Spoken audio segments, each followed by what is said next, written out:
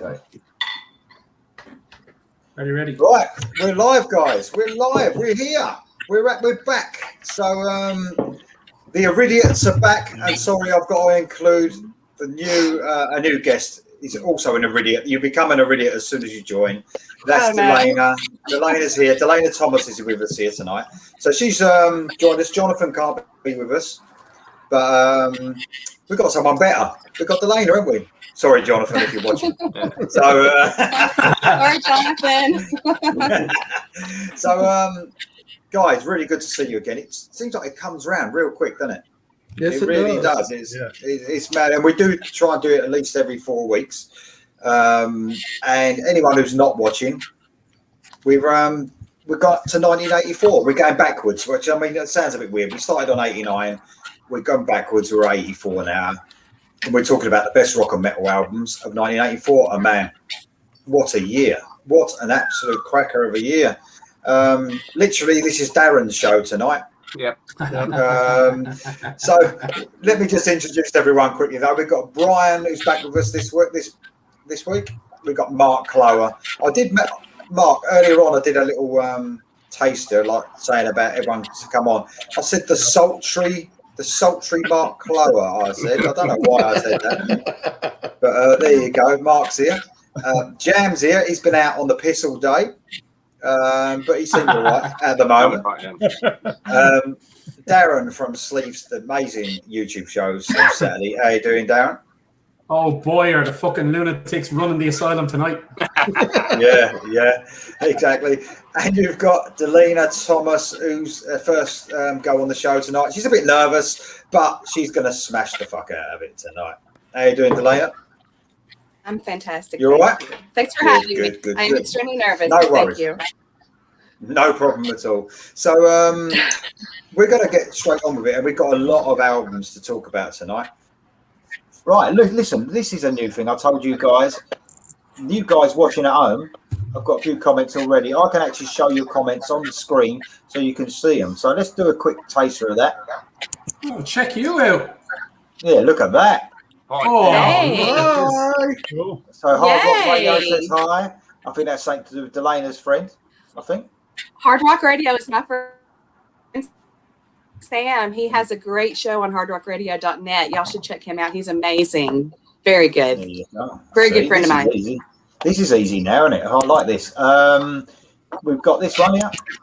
Oh, it's gone. All right. Oh, dummy. Oh, there it is. Hi, good to see you again. Hi, pal, Dummy. Good to see Dummy again. And this is my daughter, Amber Lee Spencer, saying hello. Hello, Amber. Hi, Amber. Cool. So, excellent. So this is easy now. I like this. Hard Rock Radio says, thank you, darling. There you go. So, right. So we have got a lot to get through. And as usual, anyone who watches the show know that we vote coming up to the show. We all vote for our favourite albums from that year. And there is a lot. There's quite a few on the 2 votes. So a lot of people voted for 2. 2 people voted for an album. We've got a lot of them to talk about. Because we've got so many, we're going to try and run through probably the 2 votes quite quickly before we get to the heavy hitters, if you like. So the first album we're going to talk about for 1984 is Judas Priest, a bit of metal for you, Defenders of the Faith. So Jam and Bryan voted for Judas Priest. Jam, why don't you kick us off with this one, mate? I thought we were calling Yam now. Yeah. Oh, Yam. Yeah. Yam and yawn. That's it. There we go. Ooh. Defenders of the Faith. Great album cover. Some sort of Japanese robot or something. This is Judas Priest's 9th album, released 4th of January on Columbia Records, produced by Tom Halen. And this is the classic band of obviously Rob Halford on vocals, KK and Glenn on the guitar, and then Ian Hill on bass, and then Dave Holland on the drums. I'm not sure if he's a disgraced drummer or not, but we'll miss that one out. But this is one of the albums that I think a lot of people think of Judas Priest. I think of the classic albums, Painkiller, which you would do. You think of British Steel. You think of a lot of people like Screaming for Vengeance, but for me, this is right up there with Screaming for Vengeance. It's that heavier time after they did. British Steel's very commercial. Point of Entry wasn't a great album, and then they did Screaming for Vengeance, which is brilliant, and then they did this afterwards, which is just as heavy before they went into doing Turbo, which has obviously got a lot of the sort of synthesizer keyboards, and I think this album is definitely up there with Screaming for Vengeance. Some great songs in here. I mean, one of my favourite Judas Priest songs is Free Will Burning, the opening track. And it's got Sentinel on it, it's got the Heavy Duty, it's got some great tracks, and one of the best Judas Priest albums. There you go. Cool. Excellent. Bryan. I absolutely love the album, and one of the reasons I got it because it contains one of the PMRC's Filthy 15, which is the what is it? Eat Me Alive was Eat Me Alive, put on the Filthy 15, and I don't know why they came up with this, because immediately if there's a warning label on the album, teenagers, especially back then, I'm gonna check it out. I'm gonna buy it. 100%. And this album, this is my favorite Judas Priest album. And like you said, Free Will Burning, I think is the best song on the album. That's my favorite song, and it's outstanding. It is a fantastic song. I've got to say, guys, I'm not a massive Judas Priest fan, but I love Free Will Burning, man. It's like they almost said it was the invention of thrash metal, if you like. So fast. Yeah, really good song. Did anybody catch them? Sorry, quickly. Did anybody catch the Bloodstock set list? Because I don't know if they played it or not. They played my next door neighbour did. Cool. He said they smashed it. They really smashed it, Judas Priest. Cool. So yeah, he said it was absolutely brilliant. Loved it. So yeah. Like I said, I mean, they must put on a good show. You know what I mean? That's one good thing. Got a message for you here, Delaney. Hi, Lynn. There you go. Hi, My Lynn. bestie. She lives in Jersey. Cool. Hi, Lynn. Okay, it's all going to be messages for you, I think, Delaney. I think you're the most popular one here tonight, easily. All my friends are here. Yeah, exactly. And mine. Okay, so Judas Priest, Defenders of the Faith, great metal album to kick off. We've almost got the opposite end of the spectrum here. I don't know. I'm not sure how this one actually got on the list. I don't know, and I don't know why I didn't vote. I can't believe I didn't vote for this. You didn't even vote for yourself. I didn't vote for this album. No. Hold on. You did vote for this album. You and Bryan voted for this. That's right. Oh, I did vote for Halen Oates, did I? That wasn't on my list. All right. I'll start off. Out of Touch. What a tune. Absolutely adore it. One of the singles from this album. Did I not vote for it? Or did I? All right. Sorry. Bad start for me. Listen, I don't give a shit. I'll just talk about Halen Oates all day. It doesn't bother me. I was going to say, you better have voted for Halen Oates. Yeah, I didn't think I did, but clearly I did. Voted for this album because it's one of the biggest of theirs all time. I mean, I got this album from a girlfriend back at the time because she wanted something to listen to. So, but I actually turned out to like the album. You got, of course, Out of Touch and Method of Modern Love and a lot of good stuff on there. Bryan, you can't vote for something just because it made you get into a women's knickers. That's a bit out of order, that, isn't it? You know what I mean? Hey. But no. So I mean, look, I don't know. I know the hits, obviously, the one you just mentioned, Darren, but I don't know a lot about the band at all.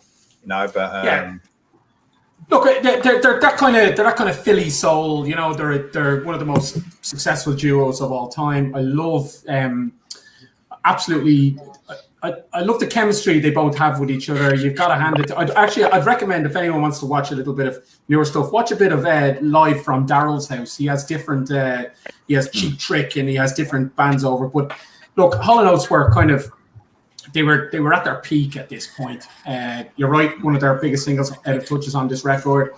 That Philly soul sound, probably not for your audience really, Lee, but... I saw them in concert 2 years ago. They played a couple of songs on this album. Just a great duo. I mean, we talked about duos before. You look at bad duos, you look at good duos. For me, Halen Oates, even if they're not your cup of tea, you got to recognize what they brought to music. And talented musicians, great writers, and Daryl Hall himself on guitar is just stunning. And I saw him live, and he is It's effortless to him. Absolutely fantastic. Great album. Cool. Thanks, mate. So, Brian, apart from your girlfriend, pleasing your girlfriend, anything else about this?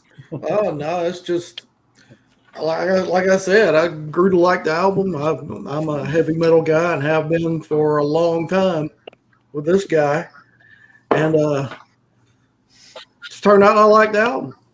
And actually, I got quite a few. I got somebody. She also gave me the Lionel Richie album for that year as well.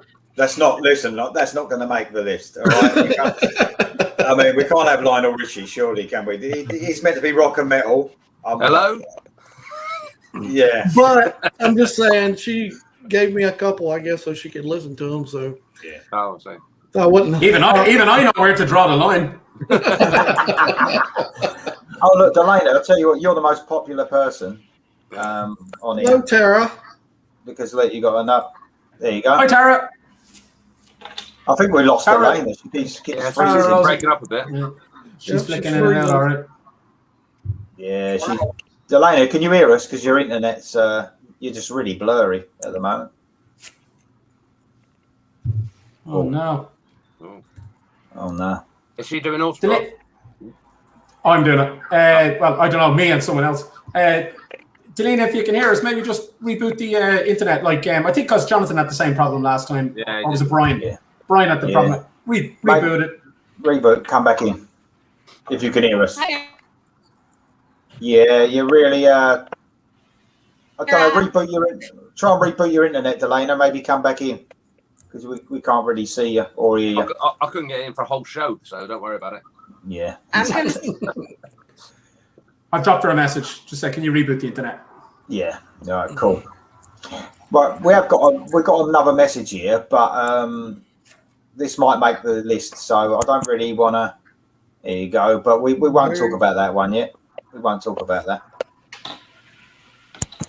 Okay. All right, guys, you ready for the next one?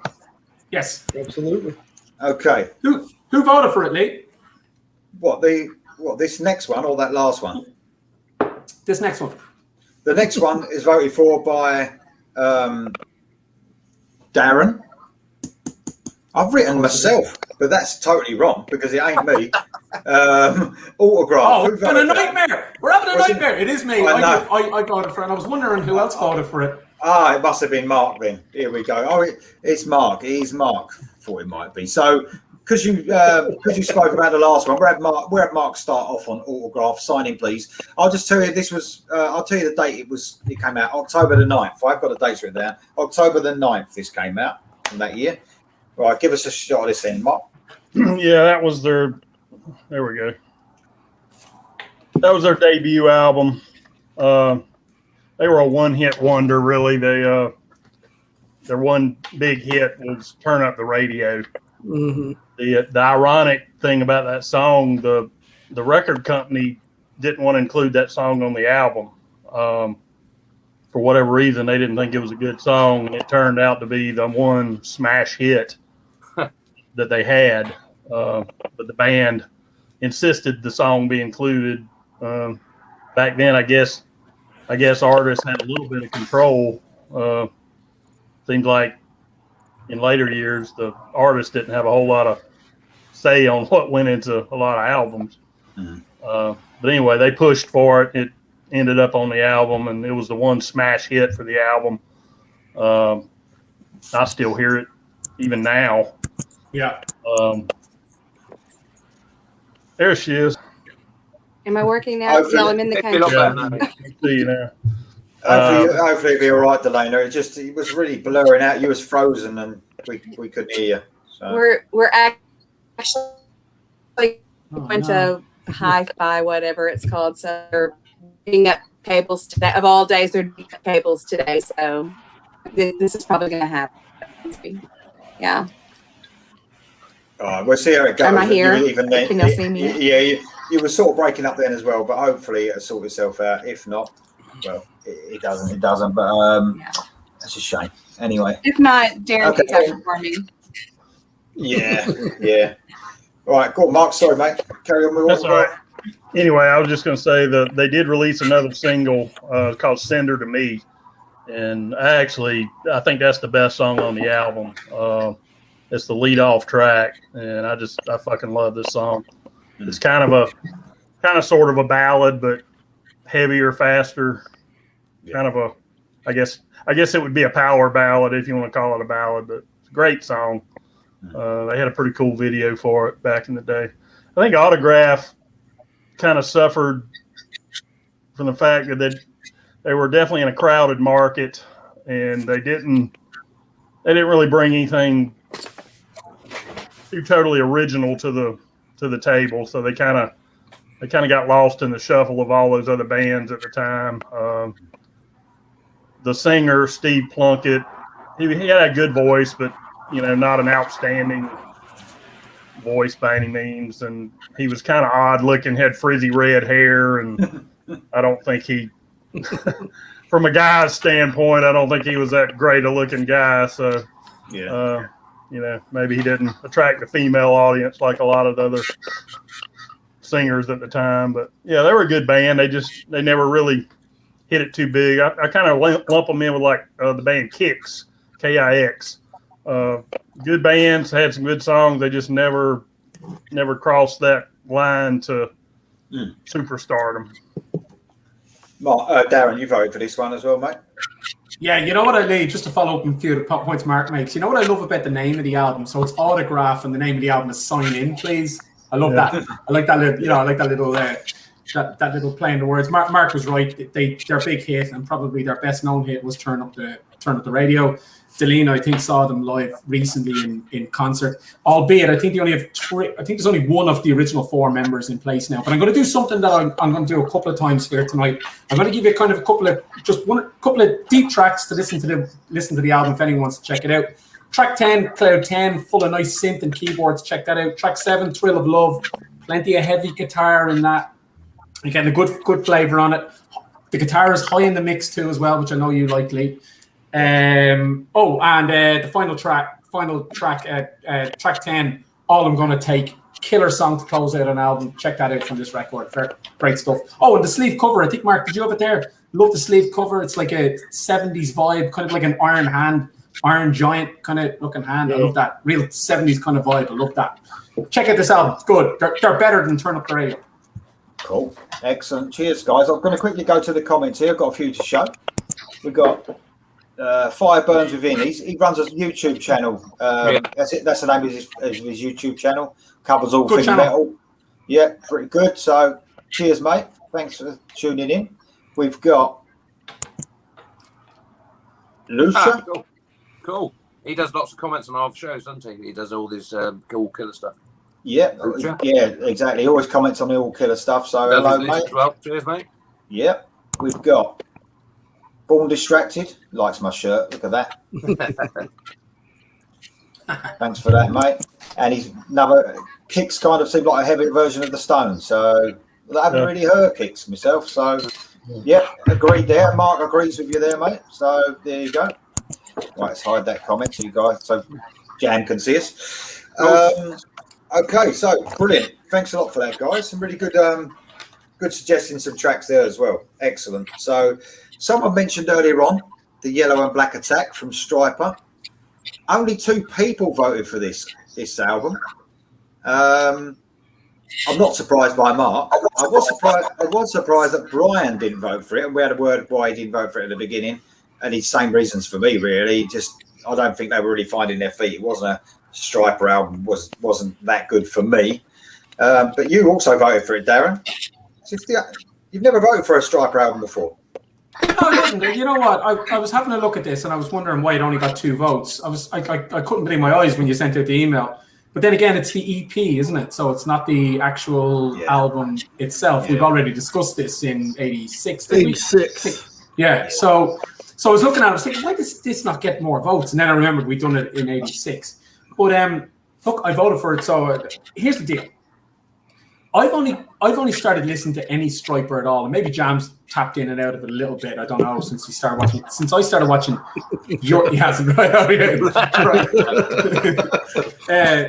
Right. I started checking out a little bit of Survivor or Stryper stuff, and you know what really sells it to me? it's the passion that Brian and Mark and yourself, Lee, and Kent and Rex, and the passion that you guys had for Stryper made me go, I just got to check it out and have a look at it. And that Yellow and Black Attack, both the EP and the 86 version, I listened to it. Christian rock is not my jam. It's not something I've normally checked out, but this is pretty good. And what I like about Stryper is I don't think they really, if you're a Christian, you can be into it because they're selling their message. But if you're not a Christian, I think you can get into it as well because they're not banging you over the head with it necessarily either. So I think it's quite good that way. I'll wrap up here and say, off the EP, my favorite track is track 3 on the EP, but track 4 on the album. You Know What to Do. I love that song. I've been listening to it all day, and I like it. Yeah, no, good, mate. Good dude. Yeah, I mean, isn't it funny, isn't it? The only one you voted for was the only one we didn't vote for. But I mean, they was just, for me, I didn't discover Stryper at that point. I discovered them on Soldiers Under Command, which was the next album. And for me, it was so much weaker than that album that, that's why I didn't vote for it this time around. I think Darren's frozen now as well. Yeah. Yeah. He's either giving me a stare. He's either giving me a stare, or he was. I'm back. Right, Mark. What you got to say about the Stryper album, mate? Well, I've said in the past, a guy at church gave me this cassette of the original EP, the 6-song EP, and I'm not going to contradict myself. I've said in the past I was not blown away by it when I first heard it, and I'm not going to contradict myself now. But what I will say, I had heard some Christian rock prior to that, Petra, Resurrection Band, a few others I had heard over the years, and they did absolutely nothing for me. When somebody gave me the Yellow and Black Attack EP on cassette, the one thing that immediately caught my attention was to use Lee's term, the guitaring. It is a word. It's not a word. Those dual guitars instantly clicked with me. I said, okay, these guys have got there's some promise there. The songwriting on the early album was not top notch. The production was pretty bad. Like you said, Lee, I think they were trying to find their way because they had been a secular band prior to this. And right before this album was recorded, they decided to go the Christian route. So I don't think they had totally developed their style or their sound yet. This album was, I think, kind of thrown together pretty quick. And like I said, it didn't blow me away initially, but it gave me enough that I continued to follow them. And then when the follow-up Soldiers Under Command came out, that solidified it with me. They proved there that they were an awesome band. But anyway, the Yellow and Black Attack, I got to say, even though it didn't blow me away, it is one of those albums that changed my life. Because I've been a lifelong fan ever since it came out. There's a handful of albums that over the years I'll say have changed my life. Kiss Alive 2, Black Sabbath Live Evil, Journey, Escape. And this album introduced me to Stryper. So in a way, it changed my life. I definitely think they matured. Oh, yeah. On the next album. Well, it's unbelievable because it was just like a year later, and was it a year later? At least just a completely different band. Unbelievable. Yeah. You know what's great about it as well, Lee? You know what's great about it? It's that branding they have on it as well. The name, the Yellow and Black Attack, and them colours they're wearing them and stuff. I think that's it's just quite striking. I agree. Nah, they're a brilliant band. There's no doubt about it, and they're probably bringing the best music they have of their career as well now. So amazing. Oh, right, so Luca, come on, Petra though in the '80s. Come on, you weren't a Petra fan in the '80s. Come on, they were pretty awesome. Like I said, I heard a little bit of their stuff. It just didn't click with me. People keep suggesting Petra to me, Delana, but I mean I've heard a few tracks, but it's just not for me. Yeah. No. Okay. I mean, I think they do a lot of different stuff. Like, but they've got a massive catalogue, haven't they? You're talking like loads of albums. They do. So yeah. We've got Luca. He's saying what his top 10 is here, but I don't want to. We will mention some of the ones that we haven't actually chosen. Here we go. So Tokyo Blade, they brought an album out last year, I think.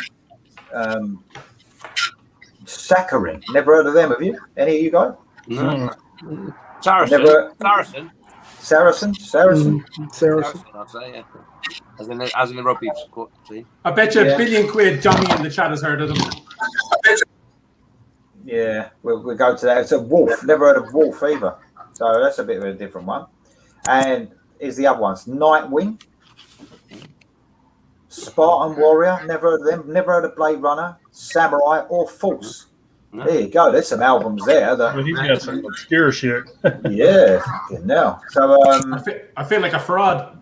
I don't know about my cat seems like Michael Sweet. Hard Rock Radio must have left and come back. Oh well, we won't mention this right now, but we're obviously going to soon. Yeah, I think his cat is going prog. He seems to have enjoyed the Dream Theater's reaction. No, yeah, he did. Yeah. See what I mean? Dummy is on it every time. It's unbelievable. Yeah. You know when my cat really enjoys a reaction because he humps the blanket behind me. That's what he really enjoys. Right, okay. Oh, new one on me. Okay. Okay, cool. So, brilliant. I love these comments. Now I can actually put them on the screen. Yeah, I can see You've gone all fancy.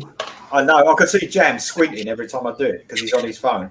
But, right, okay. Stryper's done. So, well done, guys. Right, next one, we're going to go to Darren for this one. I'm sure he's spoken about this album a couple of times. Yeah. Released on August the 1st. Survivor, Vital Signs. Do you know anything about this album, Darren? Well, I think Jam must be sitting down there and on my bottom right-hand corner thinking, what the fuck happened to my life? I'm here on a Saturday night. We're talking Halen Oates. We're talking Stryper. Oh, Survivor. Oh, Jesus. Like, what's happened to my life? Sorry, Jam. That's right. No, it's good to hear other. Yeah, listen, I'm not going to spend too long in this league because me and you must have done about 1 billion videos on this between us. I've reviewed it. What more can I say? A melodic rock masterpiece. Jimmy Jameson's first record with the band, as we know. Jim Peterick and Frankie Sullivan writing the songs. Hand them to Jimmy and just said, sing them. But what I will say is, I love a little story Jimmy Jameson told because he came from a couple of bands that weren't that known. He came from a band called Cobra and another band that weren't that known. And Jimmy said he was kind of just a good Southern guy, you know, like just a salt of the earth kind of fella, absolute gentleman. Never thought of himself as a rock star. He didn't have the ego, let's say, as Steve Perry had. He was driving home one time after the album had been released, and the first single, I Can't Hold Back, was on the radio. And he heard it on the radio, and he couldn't believe his vocals. He'd be like any one of us, you know, that kind of way. That was the feeling. He's that humble that he heard his vocals on the radio. Goes, "Jeez, I'm on the radio. My life's going to change forever," you know. So I love that little nugget of a story, and I can't find one interview in all the videos I've ever done on Survivor. I can't find one interview where someone either said he was rude or he was rude to the interviewers. Just a top man. Anyway, couple of tracks in this album. I Can't Hold Back, High on You, First Night, The Search Is Over, Broken Promises, Popular Girl, Everlasting, It's a Singer Not the Song, and See You and Everyone. The whole fucking album. It's amazing. Listen to everyone. Brilliant. Absolutely brilliant. Well, Mark, you've also voted for this. So have you got anything to add to that? Well, I just wanted to say this was not a sympathy vote for Darren at all. I absolutely love this album. Wait, he didn't fucking need a sympathy vote tonight, I'll tell you that. Yeah. But anyway, I rate this album right up there with Journey's best. I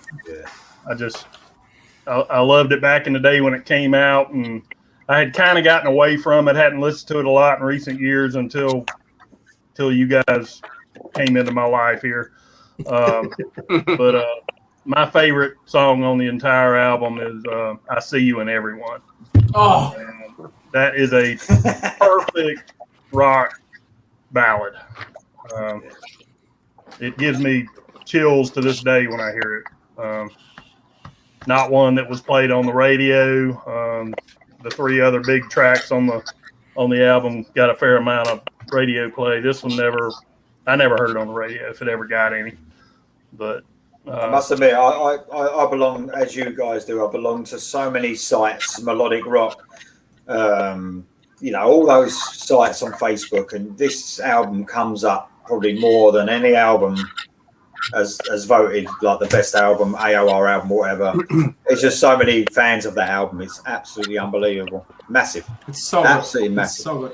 So and good. I had never, until Darren did this recent video comparing Jameson and Perry, I had never even considered what would it have been like if Jimmy Jameson had joined Journey after Steve Perry left. I mean, I can imagine that in my mind. That would have been a match made in heaven.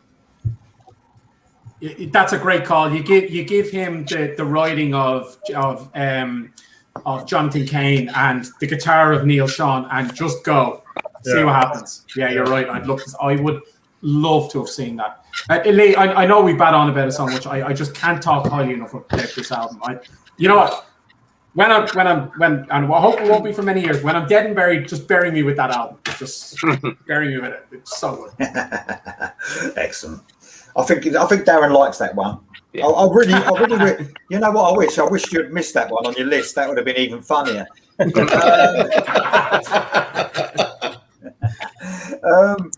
Okay. I'm going to go a couple of comments. Then we're going to talk about the next album. We've got X Metal. The Petra album, Jekyll and Hyde, is way heavier than any other Petra albums. I wouldn't really know, but thank you very much. I'll have to listen to that one. I haven't heard that one. Yeah. I wonder if Sleeve is excited for the new Duran Duran album. Is that a piss take? I quite like Duran Duran, actually. I think they're all right. 100% a piss take. That's all right. I found Darren's best fan. They've actually got, look at this. When I click on this, you will not believe this. What's that all about? Sleeve Sunday. Sleeve Sunday. What's that? What's going on, Darren? I love it. I don't know who it is, but it's great. That is gold. That's love epic. That is epic. It is. Oh, Mark, you're making Darren so happy. I think that was because of the Survivor comments. So there you go. Right. Okay. Delaney, you've been waiting in anticipation. I'm hoping we keep you on here for your chat. You're going to talk to us about the next album, Queen. I'm glad Queen have made this, actually. Queen, The Works is next. Can you hear us all right? Queen, The Works is next, and I hope I can talk, and I hope can y'all hear me? Yes. And Yes. I can hear y'all. Can y'all hear me? Yes. Yeah, we can hear you. Yep. Okay. The Works, you can. So y'all are all cutting out to me, so I'm just going to talk. You can hear me. You can hear me. It didn't chart well. To me, this was a rock album. It just was.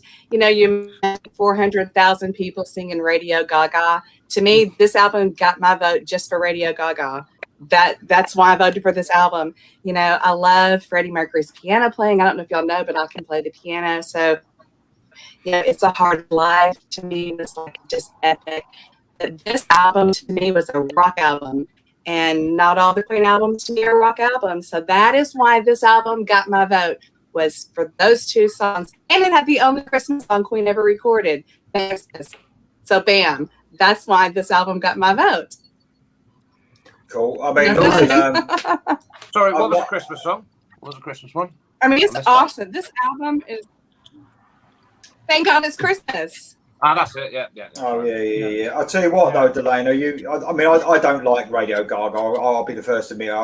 I think that's at this stage Queen for me. Gaga. I know, but I can understand all when you're seeing them live, and I can imagine that. But I mean, yeah. But Queen for me, and I don't want to talk bad of Queen because of Freddie Mercury. Yeah, he was a brilliant voice, but. Over the years, I went off of them from, what they were from the beginning to what they became.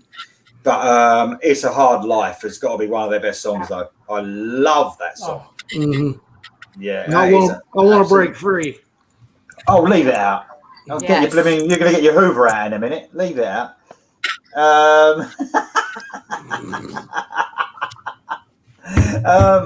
Darren, you also voted for this one, right? Sorry, can I just say a little bit? I think it's like this is conception. I think at Queen we get rammed on our throat all the time over in England.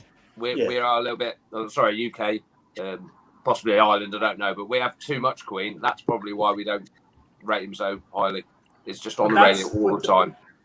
But I agree with you, Jan. Listen, let's strip it back a little bit here. I agree with you. But that's not Queen's fault. No, it's not Queen's fault.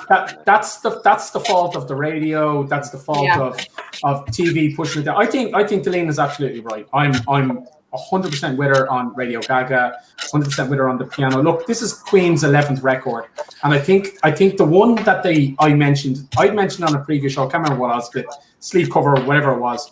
Their previous record to this was Hot Space, which was quite a poppy record, and with this album they brought it just a little bit back down to basics, brought it back into kind of more of a rock kind of sound.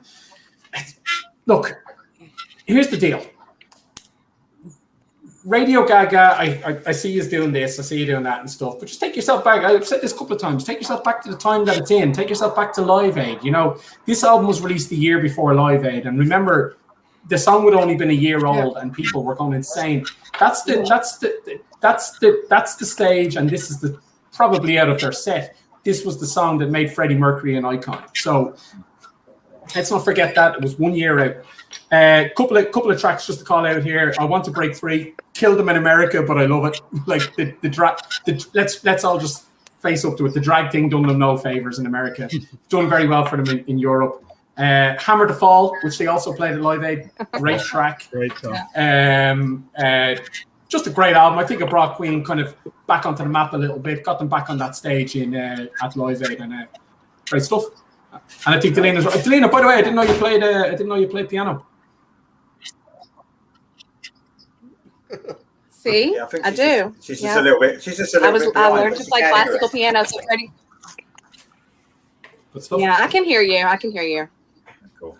Yeah, you're just a little bit delayed. That's all when you hear us, but we can hear you fine, Delana. All right, Delane's delayed. Yeah, Delana's delayed. Okay, let's go to a couple of comments. I'll tell you what, he's on fire tonight, Luca. I tell you, here we go. We've got European top 10. Look at this. Pretty Maids are a cool band. I love Pretty Maids. TNT are good. I won't really want to talk about the next one. Yngwie Malmsteen, Europe. Yeah. He's wondering if we voted for Man of War's 2 albums from '84. To tell you the truth, Fire Burns Within. No one voted for Man of War. I like some of Man of War stuff. I'm not keen on a lot of it, so that's why I don't vote myself. Not for me. We got some more from Luca. Look at this: Storm Witch, Witch Cross, Grave Digger, Faithful Breath. I mean, this guy is unbelievable, isn't he? Yeah, he needs his own show. I'm telling you. Different level that. Yeah, I like some Grave Digger. Look, I like this one. Look, Lee, have you ever read? I can't read, by the way. But I have read one book in my life, and that is the A to Z of serial killers. That's the only one I've ever read. So here you go. Right, excellent. We're caught up on them. That's good. Okay, next album, guys. We've already done 7. That's 6. Yeah, we're on number 7, so we need to speed up a bit because we've been going 45 minutes already. We're only on the second one. So the next one is Darren again and Delana again. So Darren, you can kick us off on this. Steve Perry, mate. Street Talk. How am I supposed to talk about Steve Perry's Street Talk when they're throwing up albums like that? I mean, how am I supposed to do that? I look like an idiot. But anyway, his first record off the bat. We all love the Frontiers record, don't we? You know, Frontiers, Separate Ways. You know, great record. His first record off the back of that. His first of 3 solo albums. I've 2 videos on my channel where I don't speak, and one of them is a fan edit. I was kind of doing a little bit of a I was practicing basically on editing, and I put up an edit of Oh Sherry. That was the lead single from this, and probably Steve's best known solo single. Big fan of that. I think when Steve came into this record, he was leaving Journey. He left Journey. his head was away from that band. He was done with it. Wanted to do his own thing. And this record, which I don't think will go down with most people on this call or the audience, went in more of kind of an R&B direction as opposed to what our Frontiers have been.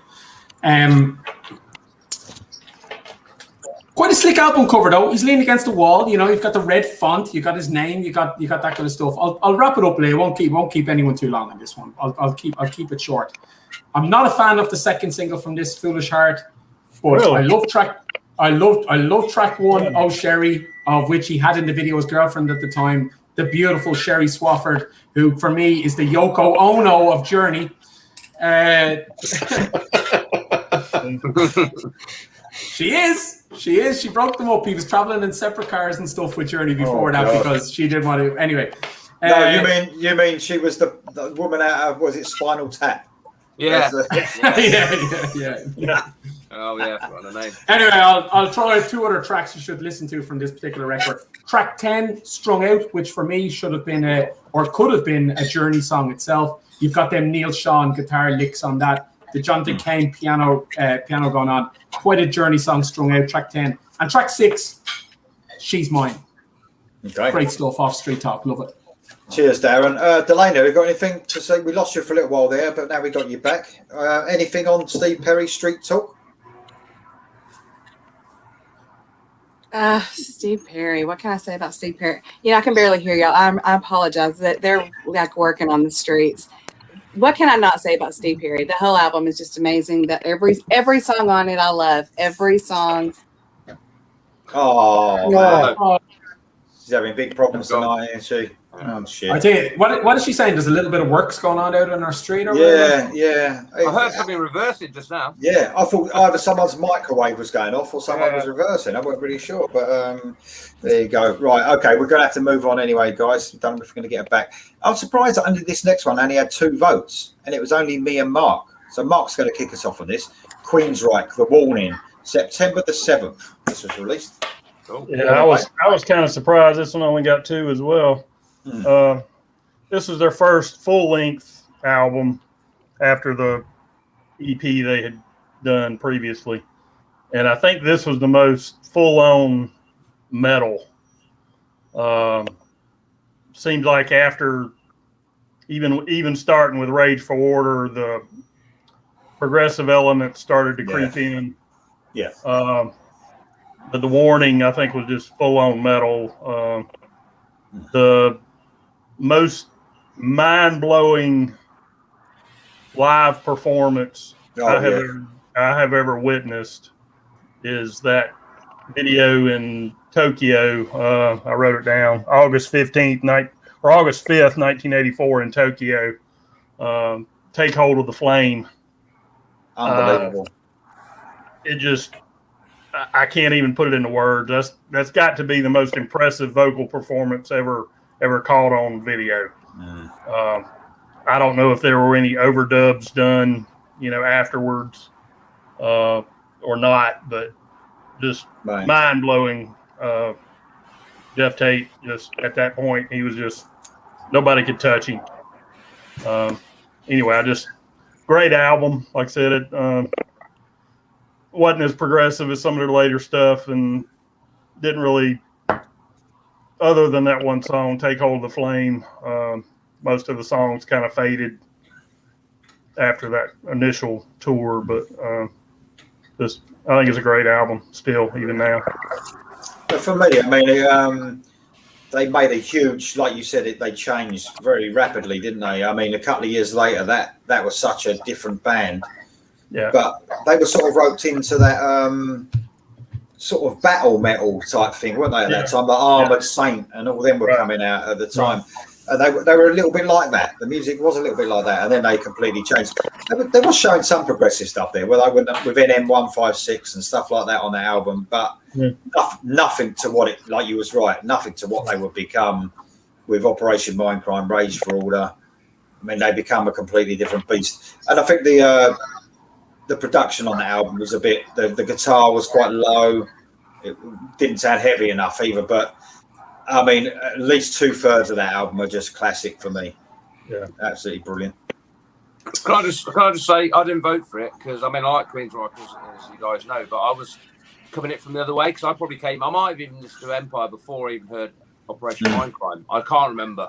I was slightly younger, but so for me going backwards in the albums, I probably went to Rage for Order and then I went back to this, and for me it probably just didn't sound as good as the newer stuff. So but for you guys, you probably heard it first, so that's probably what the difference is. That's why I didn't vote. It's not one to stop with me. You're totally right. If you heard Rage for Order and Operation Mindcrime before you heard this, you would probably think it was inferior without a doubt. But that's all it was. Yeah, I mean, I think the only song I heard off of that, Mark, was to Take Hold of the Flame. And before I heard Rage for Order, and I was just blown away by, like you said, by that and that video. I've watched it a few times recently, and I just me too. You see vocal coaches reacting to it, and just can't believe his voice. It's just unbelievable. Is Queen of the Reich on there? Is that just on the EP? That's on the EP. Just on the EP. Yeah. Okay. Cool. Cheers, guys. Queensrÿche, good morning. Next one we're going to move to. We've lost Delana altogether by the looks of it, but Darren and Delana voted for this one. We actually spoke about Jefferson Starship the other night. Jane, that brilliant song Jane, which is a few years earlier, but this is obviously in '84, May the 30th, Nuclear Furniture. Go on, Darren. Jan, we look like we live. Jan, we look like we live next door to each other. Look at the light fading in the background. I'll come round. Just come around up here. Yeah. You're more than welcome. Cheers, mate. Look, Lee, the ever evolving Starship brand. You had the Jefferson Airplane, you had Jefferson Starship, and then eventually Starship. You did mention these the other night, and you know what? I'll be straight up. I think Don was a little bit unfair on the Starship specific brand, but you know what? All opinions matter, and it's what it is. But I love every iteration of this group from the 60s right up to the 80s when they made their big radio hits. But including this one, which was the Nuclear Furniture, which was the last iteration with Grace Slick and Mickey Thomas with the Jefferson Starship brand before they went on and formed Starship. Guys, this is AOR done just right, and I always think that Mickey Thomas and Grace Slick always had their finger on the pulse from the 60s up to the 80s.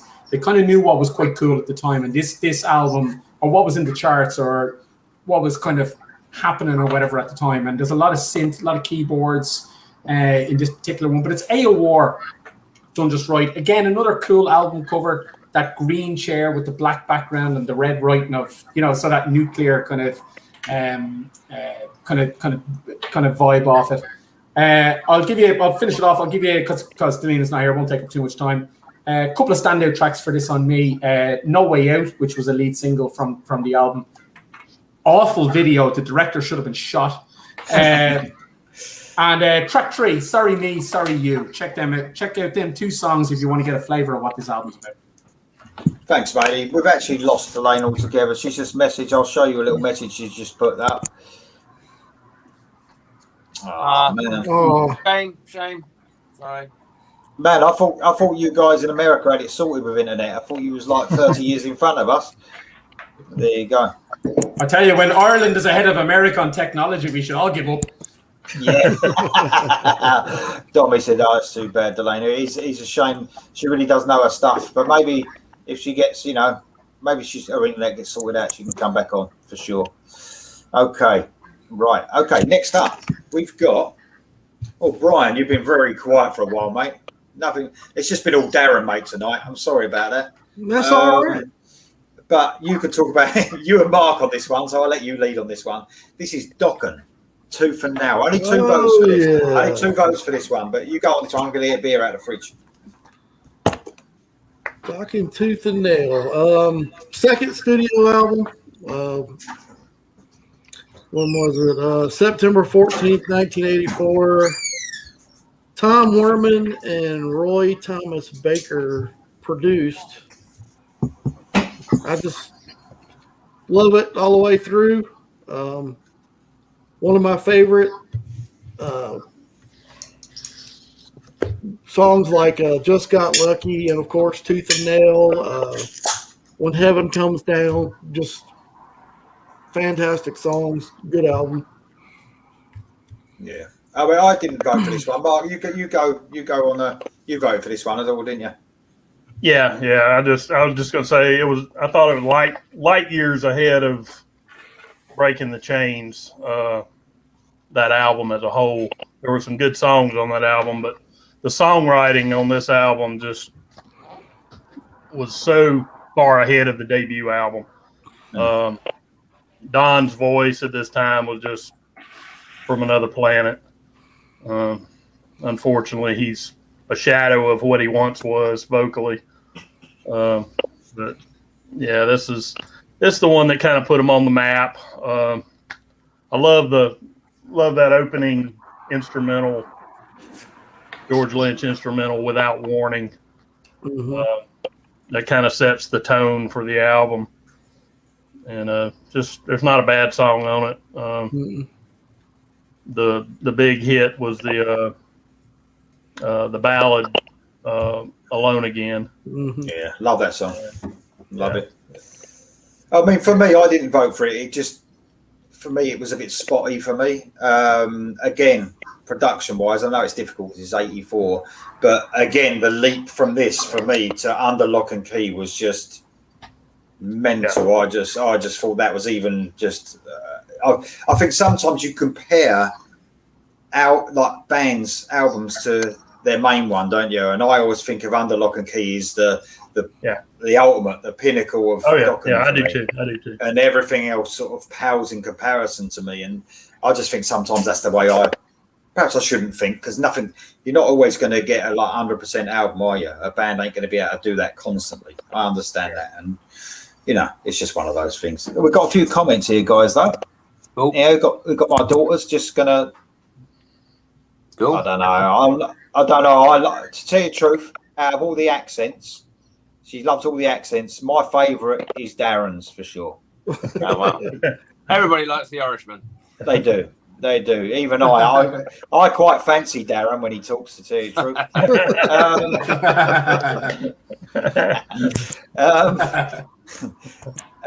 Delana, I believe she's in the country. She's going high speed today. Well, day of all days. Yeah, but obviously working well. At least you're going high speed though, because then you can come back on, can't you? Yeah. So, we should Lee, genuinely, because I know Delina had, she had a lot of notes and stuff. She was ready to go for this. So I feel like shit for her, really, to be honest, because she was really well prepared for this. So maybe we have her on the next show. It's your channel, what you want to do, but maybe we have her on another show sometime. Yeah. I mean, she'll come on very soon. Obviously, look, you guys, we've got the main guys, haven't we? So, I mean, it's hard for 6 or 5 or 6 of us to make it anyway, every time. Yeah. She'll be on very soon, no matter what. I wanted Delana on for a while, so she will come back on.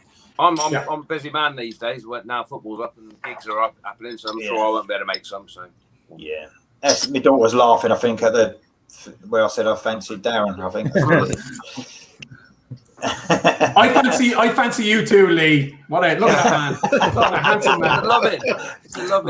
Thank you very much.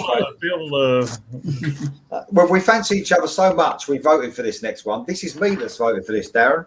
I can't believe you. I can't believe it. I can't believe it. I thought it was Delina. No, it's me, Bryan Adams and Reckless. I can't believe you. Wow. I know. So, I mean, this was a big thing for me, this album. I'll let you lead on it, but just one thing I want to say. No, you lead on it, Lee. You haven't talked much at all. You go with it, mate. I thought this was his outstanding album. It's obviously probably the most well-known one. The hits, there's some massive hits on this. It seems like if you actually read the song titles on this, you might as well, the whole album is like hit after hit. I'm not sure how many he released as singles on here, but he had the one with Tina Turner on here, didn't he? Which I weren't too keen on.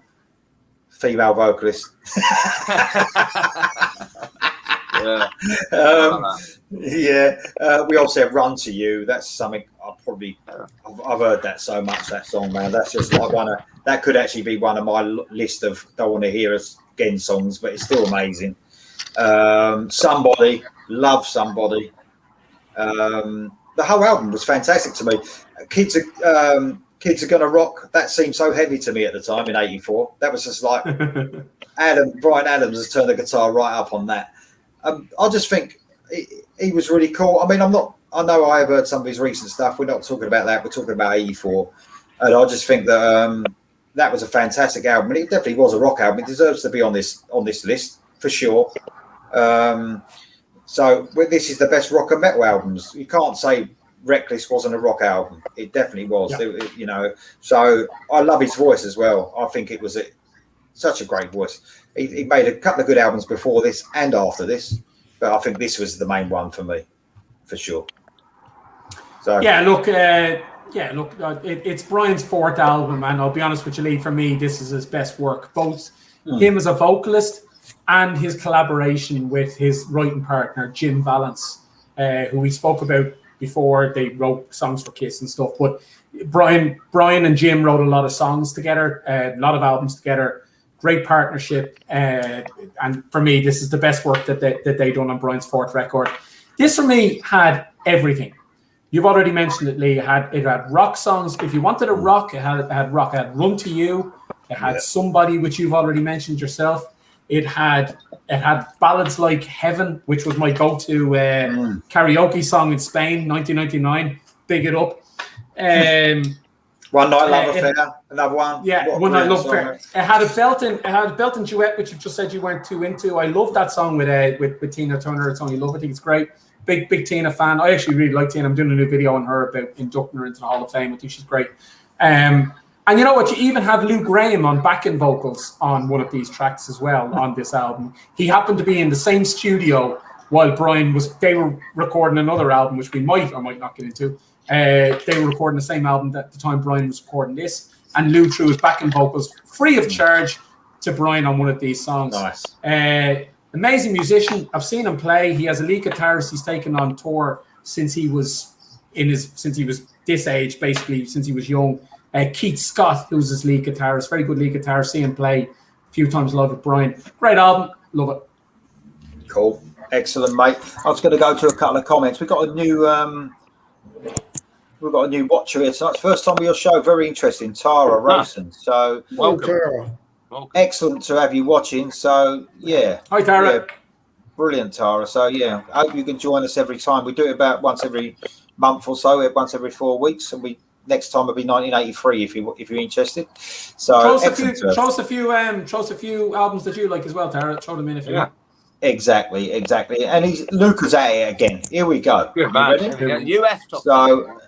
So I won't mention the ones we're going to mention, but you've got Man of War there that we've already said we haven't got. We've already done Lizzie Borden. I love Lizzie Borden, but mate, there was a couple of albums that I think we've already done on the later years that I voted for. That Armored Saint album's pretty good. Yeah, Armored Saint. Can you deliver? I love that song. Jag Panzer. Remember that one? Warlord, no. Icon, definitely. Love a bit of Icon. Yeah. And Fates Warning. Yeah, definitely heard of them. Okay, Delana's gave us a last little look. Smile look. There you go. Cool. Right. Okay, guys, that's brilliant. Luca, you're on fire tonight, mate. I think you should just come on here and just have your own show, honestly. Right. Okay. The next one, believe it or not, was Darren. Voting for this next one. With Delana, but obviously this counts still. Delana would have been here to talk about it. REO Speedwagon. I do like a bit of REO Speedwagon, actually, Darren, but probably the earlier album for me. This is Wheels Are Turning. Tell us a little bit about this one, mate. Yeah, look, I'm getting sick of my own voice at this point. We're not, honestly. So I apologise to everyone. It seemed normally, listen, anyone who's normally watching this, normally I'm just on the honourable mentions at the end. That's where I come into my own. I'm not used to this prime time kind of tune up the scenery here. Anyway, REO Speedwagon, Wheels Are Turning. Yeah, look, REO Speedwagon has been around a bit like they've been around since the 70s, but it was kind of like this. It was like, sorry, they've been around since the 60s. It was the late 70s and the early 80s where REO Speedwagon started to come into their own a little bit. This is their 11th studio album, and if you check out Spotify, one of the singles from this album, Can't Fight This Feeling, on 220 million streams, is their most famous song. I mean, we can all watch adverts and whatever else. It's everywhere. The REO Speedwagon aren't, the Beatles. It's not like they're going to keep their music and never sell it off to Budweiser or whatever. They do it. They sell off their music, fair enough. So Can't Fight This Feeling is everywhere in terms of adverts and stuff. But no matter what side of the rock fence you come down on, prog, metal, hard rock, melodic rock, whatever it might be, you can't deny that Kevin Cronin has an absolutely fantastic rock voice. Maybe probably sits that somewhere in the center of what rock is, but he has a great voice. Only 9 tracks from the album, Lee, 39 minutes, nice breezy listen. That's quite long. That's quite long for them days, mate. To tell you the truth, usually about half an hour, usually, isn't it? For that. Fair point. But I've said it a few times to you. Yeah, you're right. I've said it to you a few times. I like a good nothing longer than 45 minutes. I'm kind of into. But aside from the song everyone knows, Kind of Fight This Feeling, which is a great song. But I'll give you two other albums, two other songs. You want to listen to the record again? Just give you a flavour of it. Track 4. Rock and Roll Star, which shouldn't be misconstrued with Liam Gallagher's famous song. And track 8, Break His Spell, which is absolutely brilliant as well. Again, Kevin Cronin's vocal. Big fan. Love this album. Love Oreo. I love Can't Fight This Feeling. I must admit, I hated the cover version that came out. Was it last year or the year before? Someone did a cover of it. Awful. Didn't hear absolutely awful. But I didn't like the other single off of that. Is it Lonely Night? Yeah, I think it is. Yeah. Lonely. But yeah, something like that. It's something about a lonely night because there was an actual night walking around in the video. I remember the video, but Can't Fight This Feeling. That matched the 2 singles off the previous album, which were brilliant. Which was, I think, it was the previous album. Keep On Loving You. Keep On Loving You. Yeah, great stuff. Yeah. Take It On the Run. What a brilliant song that is. Oh, stunning stuff. I know we're not on that year, but I mean that Can't Fight This Feeling matched that for brilliance. Are you saying you're a bit of a fan of Kevin Cronin's vocal then, Lee? Yeah. Yeah. I like a bit of REO Speedwagon. I just don't. The thing is, for me, I don't vote for the album because for me they're quite spotty. I like some of it. I don't like all of it. So that's what I'm trying to do, and what I've tried to do with a few of the albums nightly, and I'll do it with the rest of them as well. Is I'm trying to kind of give a couple of deeper tracks, and that's why I was saying track 4 and track 8 from this record. Don't just focus on the single. Get into them deep tracks and have a listen to them. I agree. No, that's a good point. These this is the band that was on. I don't know if you guys watch Ozark on Netflix. Weren't they on the last series of Ozark? Yes, they were. What was the song? It was from their album Tuna Fish. Time for Me to Fly was the song in that. Yeah. Very. Jeez, that's a good call. Well done. Good stuff.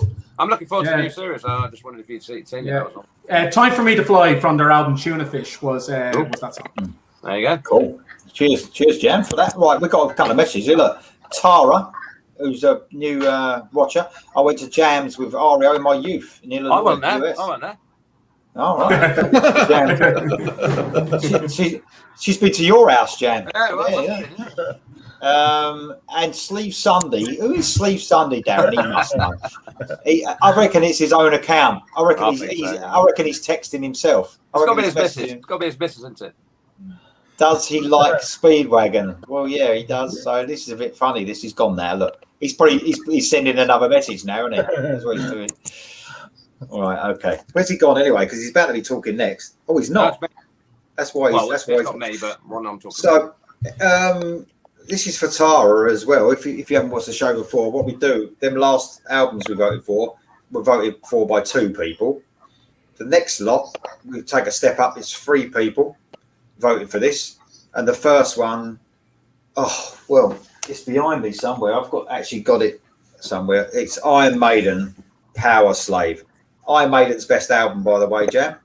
What do you reckon? No. So yourself, me, and Brian vote for this. You head on this one, Jam. Okay. Thank you. Well, I mean, I started with a no, but I mean, what a cover! Oh yeah. Cover. And this is gold. All that's in gold. This is the original vinyl. Now, this is for me the best album, 1984. This is the best album, 1984. And that just goes to show how good Iron Maiden were in this period. Number of the Beast, Peace of Mind, Powerslave, somewhere in time, and then my favourite album is actually Seventh Son of a Seventh Son. But we've done that before. But we're talking about Powerslave. And Iron Maiden. Look at that, Darren, have a look at this sleeve, mate. Have a look at this album. Oh, look at that. Derek Riggs. I actually had a look at it earlier on. I didn't think anyone was going to have it. Absolutely love it. Absolutely gorgeous. Fantastic. Work of art, that. It is brilliant. And obviously the great Derek Riggs when he was doing the covers. Slight bit of information. Obviously, fourth album, 3rd of September released. Martin Burt, Farmer Burt's producer. Classic lineup. Won't bother going through that. And this is, it's probably, I'd say it's Iron Maiden's heaviest album. Will we go that far? I'll tell you what it is, Jam. I'd say it's the most intricate album. It's got really intricate guitar playing. Some of the best I think they've ever done. The drums are solid on this. I know I was talking yesterday about the drums not being great for Nico, but the drums are quite good on this album, I think. The bass is coming through. Songs are so powerful. I mean, Ace is High. I mean, what an opening track to an album. I mean, I love Moonchild because I love some, but this is definitely my second favourite intro song to an Iron Maiden album. They did a massive World Slavery tour on this album, of course, in 1985, Live After Death, which we talked about last year, in the last live show. And loads of people's favourite album is Powerslave. People say Iron Maiden's favourite album is going to be Powerslave, Number of the Beast, Peace of Mind, probably. Seventh Son's not particularly popular, but it's my favourite. And what an album! There's not a weak song on here. There's an instrumental on here. I don't like instrumentals, but I don't even mind that. Rhyme the Mariner is obviously a classic. Can I just say something, Jam? You know that instrumental, Lost for Words, isn't it? Lost for Words. Lost for Words. Darren, that's the one that they played down the red line, by the way. All right. He was when they opened for your band, Lee. Exactly. Yes, exactly. Lee, I figured out who Sleeve Sunday is. Is it you? No, it's not me. I'm not going to go that fucking meta. No, it's not me. No, I know who it is. It's when we're doing these, my friend Dara DMC 123. I think it's him because he just said you like Speedwagon. That is a line from Cobra Kai, the TV show, and we love Cobra Kai. I know it's him. He's a dickhead. He's taking the piss out of me, right? And he can go fuck himself, right? That's as far as I'm concerned. Fuck you, Dara. Right, I'm going to go through a few comments before that, though. We're going to go to Brian. Brian loves a bit of Maiden. He's got the Maiden shirt on. Oh yeah. Iron Maiden followed Peace of Mind, which is my favorite album, with my second favorite album, Powerslave, and. Like Jam said, they followed it in 1985 with the Live After Death, which is one of my favorite albums of all time. Well, favorite live albums of all time, but I agree there's not a bad song on the album. Even the instrumental's great. That's about all I got to say that hasn't been said before. Well, even the title song, Powerslave, is an absolute masterpiece, isn't it? It's 8 minutes long. Yes, it is. Fantastic. I mean, the only song that people actually have a go at on this album, I think it's good, is Back in the Village. I like It's the one. So do I. So do I. I think it's great. The whole album is absolutely perfect. And it's got my favourite Iron Maiden song on it as well, Rhyme of the Ancient Mariner, which is an actual perfect galloping Maiden song. Absolutely brilliant. Okay, guys, before we go on to the next one, we've got Delana, look, she's commenting, which is cool. A few of them have got COVID, apparently. REO Speedwagon. There you go. Not good. Including Delana. Yeah. She ain't a groupie, is she? What we got here? Oh, look, we've got a lot of Manowar fans on here tonight. Well, hail to England. I agree with that. Yeah, I do. Listen, Dominic, Manowar fan. I do like a bit of Manowar. Probably my favourite album was, I know that's not everyone's favourite Manowar album, was Fighting the Earth. Was it Fighting the World? I like that album. But I never really got into them full blown, if you know what I mean. Never annoying to up. Delane, I want to change my name to Sleeve Saturday Night. Here's your mate. Yeah, look at this. It's not me.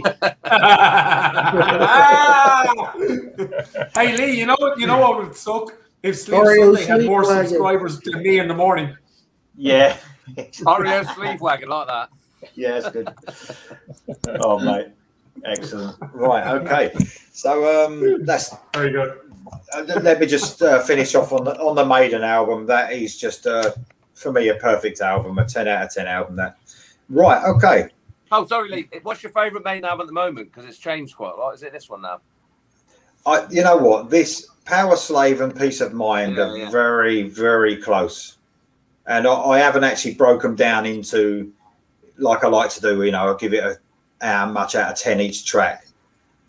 I don't know, but Peace of Mind is just, if I think about that album, there's no weakness on that either. And the weak song that people say on that album is probably Quest for Fire, which I love. Yeah.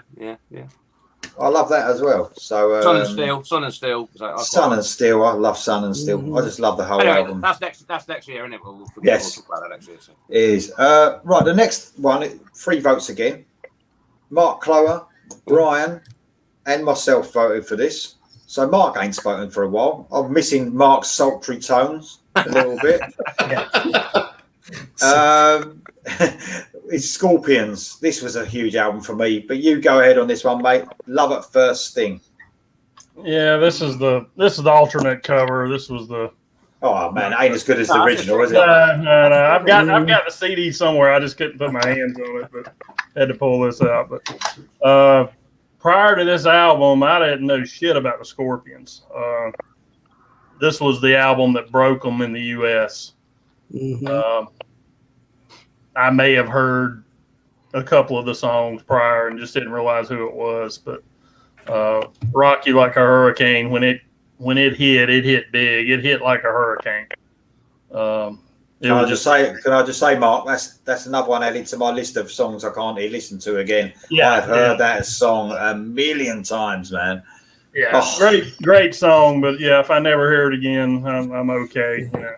But yeah, back in the day, you couldn't turn the radio on without hearing that song. But anyway, it was definitely their biggest album here. It broke them here. Went triple platinum. Still Loving You was other big song off of it. Big City Nights. Yeah, Big City Nights. You still hear that? That's quite a good song. Yeah, it's a great song.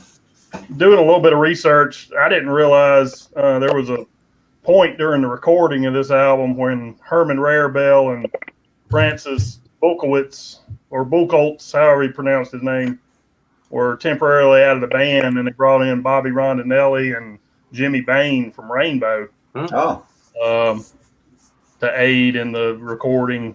Anyway, they did some demos, but evidently those recordings were scrapped, and when the 2 original guys came back, they evidently redid it. But I thought that was interesting, especially that Bobby Rondinelli, who's one of my favorite drummers, had some involvement with the Scorpions back in the day. No, it's a great album, man. Brian, just quickly to you, mate, before I have a couple of words on this.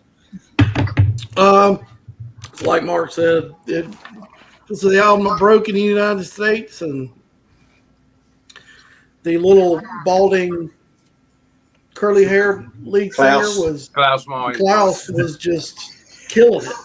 Yeah, and I'm not like y'all. I know I've heard the song "Rock You Like a Hurricane" a million times, but it doesn't get old. I have this album, and I've listened to every song on it, and I really enjoy it. Yeah, it's a great. For me, it was a. I mean, I must seem like repeating myself like about what albums were big for me in the 80s, but this was a huge one for me. And along came the Worldwide Live album after this, and it was just that was constantly playing. I absolutely love the Scorpions, and I think this was probably.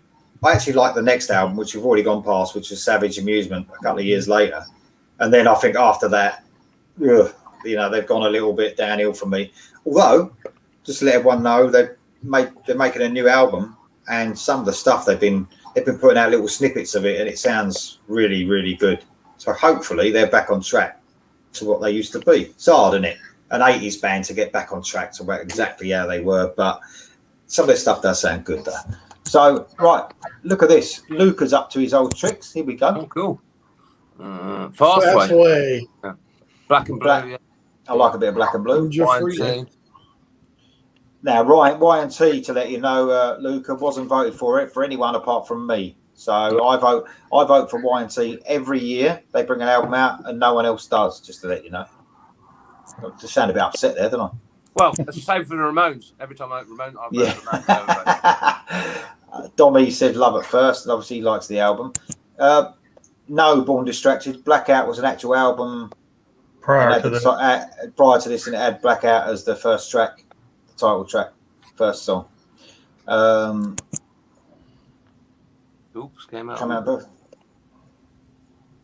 Oh, wow. No confetti. Excellent.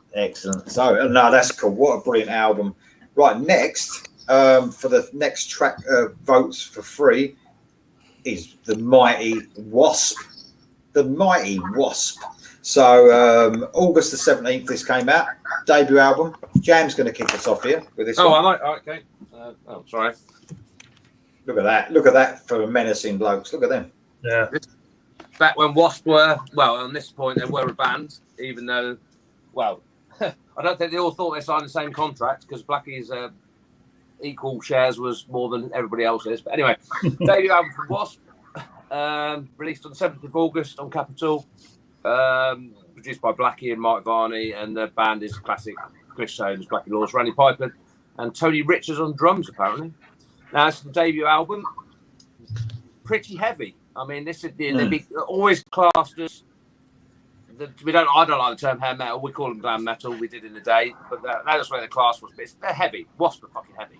And this is for heavy for 84. I'm obviously not thrash metal or anything, but they're heavy for then. And I Want to Be Somebody, the opening track. What an opening track! It just sums up the energy and the feel on the strip, I guess. Because they were part of the Sunset Strip back in the day. They wanted to make it like the likes of Motley Crue. And I Want to Be Somebody to this day just sounds hungry. It's a great song. And every song on this sounds like a collaboration. I mean, Blackie is always going to be, always is the leader of the band. Obviously, the band's completely changed now. But the whole band here seem hungry. Chris Holmes on the guitar and all that. And some of the songs on here, it's not the best produced, but it's raw. It sounds energetic, and there's some brilliant songs on here. I mean, you got On Your Knees, you got Hellion. Hellion's one of my favourite songs on here. Torch Never Stops. What else is on there? Love Machine, of course. It's got Tormentor. It's just a fantastic album. I don't think they bettered it for energy. It's not my favourite W.A.S.P. album, but it's certainly probably my second or third favourite. And I'm talking this better than this Last Command. It's better than Electric Circus, definitely. I like Headless Children. I mean, Headless Children's a masterpiece, but it's more. We're heading towards Blackie Lawless territory on his own, really. But it's a great album, and if you want to get into W.A.S.P., I mean, Blackie Lawless as a vocalist, forget him as a human being, as a vocalist, he's so unique. No one sounds like Blackie Lawless. No, if Darren's never heard W.A.S.P., Blackie Lawless is so unique. We hear him once, you'll never. I've heard W.A.S.P. It's not what I would vote for. No. If you hear his vocals, he's brilliant. Yeah, well, he's not technically brilliant, but he's just unique. He's fantastic. There you go. Right. No, brilliant. You're totally right. And they did. Although I think Mark's favourite album of W.A.S.P. is The Last Command, which is the next album. But I totally agree. I don't know if you agree with this, Mark. There is an energy about that first album that's just unbelievable. Yeah, for sure. Yeah, they were, when this album came out, they were, I mean, just looking at them, they looked, Jam talked about how unique Blackie's voice was, but their image, they were so contrary to everything else that was on the Sunset Strip at the time. Now Motley Crue, they were a little bit prior to this. They had the Shout at the Devil, so they were kind of following that image a little bit. But W.A.S.P., they were throwing raw meat into the audience at the concerts. They had these half-naked chicks chained to racks on the stage, and they were considered. They were kind of a dangerous band, when they first came out. Definitely not a band that my parents approved of back in the day. Oh, sorry. I should have said as well, don't forget, Mark, that the first song on the album should have been Fuck Like a Beast as well. Yeah. I wrote that down. Yeah, they cut out Animal was supposed to be on the original album, and it was way too controversial at the time. They later released it as a single. Yeah. With an extra song, Show No Mercy, which I've got it on cassette somewhere. But on the 1998 reissue, which is what my CD is, they reinstated Animal to where it belonged. Well, but they did, but I don't think it fits at number one. Now you've heard I Want to Be Somebody at number one. It doesn't seem to fit, does it now? No, I agree. But I mean, it should have been there, but it wouldn't have fitted, I don't think. No, it would have worked better on somewhere else on the album for sure. Yeah. Sorry, Mark. But, no, that's fine. No, it's one brilliant album. That absolutely superb. Okay, guys. Well, we got Luke has actually said that he loves a bit of W.A.S.P, so that's cool. Next one is Whitesnake. Man, my favourite Whitesnake album. This is as well. Me, Darren, and Mark voted for this one. Darren, No, listen. I'm going to be honest. I've more albums to come. You and Mark just take this and go with it. I'm sick of listening to my voice. Go for it. I want to hear your thoughts. Right, Mark, you can lead on this. I'll chip in, mate. All right, the sixth Whitesnake album. This album kind of bridged the gap between that earlier bluesy style and then the later, more commercial stuff that came out on the 1987 self-titled album. This was my first exposure to Whitesnake. My older cousin, who was about 3 years older than me, had it, and I just remember that album cover, being a horny teenage boy, being fascinated with that album cover. And anyway, he lent me the LP that he had, and my all-time favorite Whitesnake song is on this album. Love Ain't No Stranger. Oh, mate. Yeah, great song. Great song. Did you know that's my favourite Whitesnake song as well? No, Really? I didn't know, but they've never topped that song to me. It's just on another level. Love it. Did one of you guys say that none of the albums were released over there until this one? What's that? Did one of you American guys say that none of the Whitesnake albums were released until this one came out? Was that right? I don't remember, because like I said, I didn't know them prior to this. They were obviously released later, but I don't know if they were, when they were originally released, I don't know if they were brought over here as an import or what. But one thing I was going to mention, I didn't know this until I was researching here a couple of days ago. The UK version and the US version are different recordings. Oh, really? At least John originally, Sykes. they may be the same now, but the UK version, well, both versions obviously had Coverdale, but both versions had Cozy Powell on drums, Mel Galley on guitar, and John Lord on keyboards. Yeah. The UK version also had Mickey Moody on guitar and a guy named Colin Hodgkinson on bass. The U.S. version had John Sykes and Neil Murray. I didn't realize. I thought Sykes played, on the whole deal, but evidently there were two versions originally. Yeah, because I remember him. The Love Ain't No Stranger video. He's in that as well. Sykes is in that. Yeah. So he joined them. Must have joined them just after they recorded that. After they released the UK one, and then. Yeah, it's a little bit different. It's a little bit more towards that 1987 album, the US version for sure. Mm-hmm. Yeah, but man, that is one. In line with the fact they didn't release their earlier albums over there, because I'm sure I heard someone. I thought it was one of you guys, but I'm sure someone said they didn't release any of their early Whitesnake albums in the US until later. That may be. I don't know. Yeah. Oh man, that's one brilliant album. I think Coverdale was at his height at that point. Oh yeah. I mean, I'm not saying he had a bad voice on the next album, but his pinnacle was that album for sure. You know what? Things have never gone too easy for, not easy, but they haven't made things easy on themselves, Whitesnake, have they? They re-release albums because it's more popular later on and whatever, the re-recording albums and whatever else.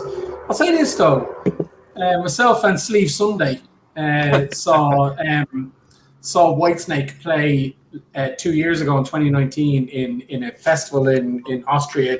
100,000 people, whatever it was, but Coverdale, he's not the worst. I wouldn't say he's the best, but it was very entertaining show, to be fair. Well, I said this. We've spoken about this, haven't we, Darren, about how clever Coverdale is at getting the best backing vocalists, and he's just got another one as well, by the way. He's just got Dino Chalusic to be the keyboard player. Do you think he's planning to hand the baton to him for them to carry on without him? Yeah, yes, because you know I don't like that. I don't like that. I hate that.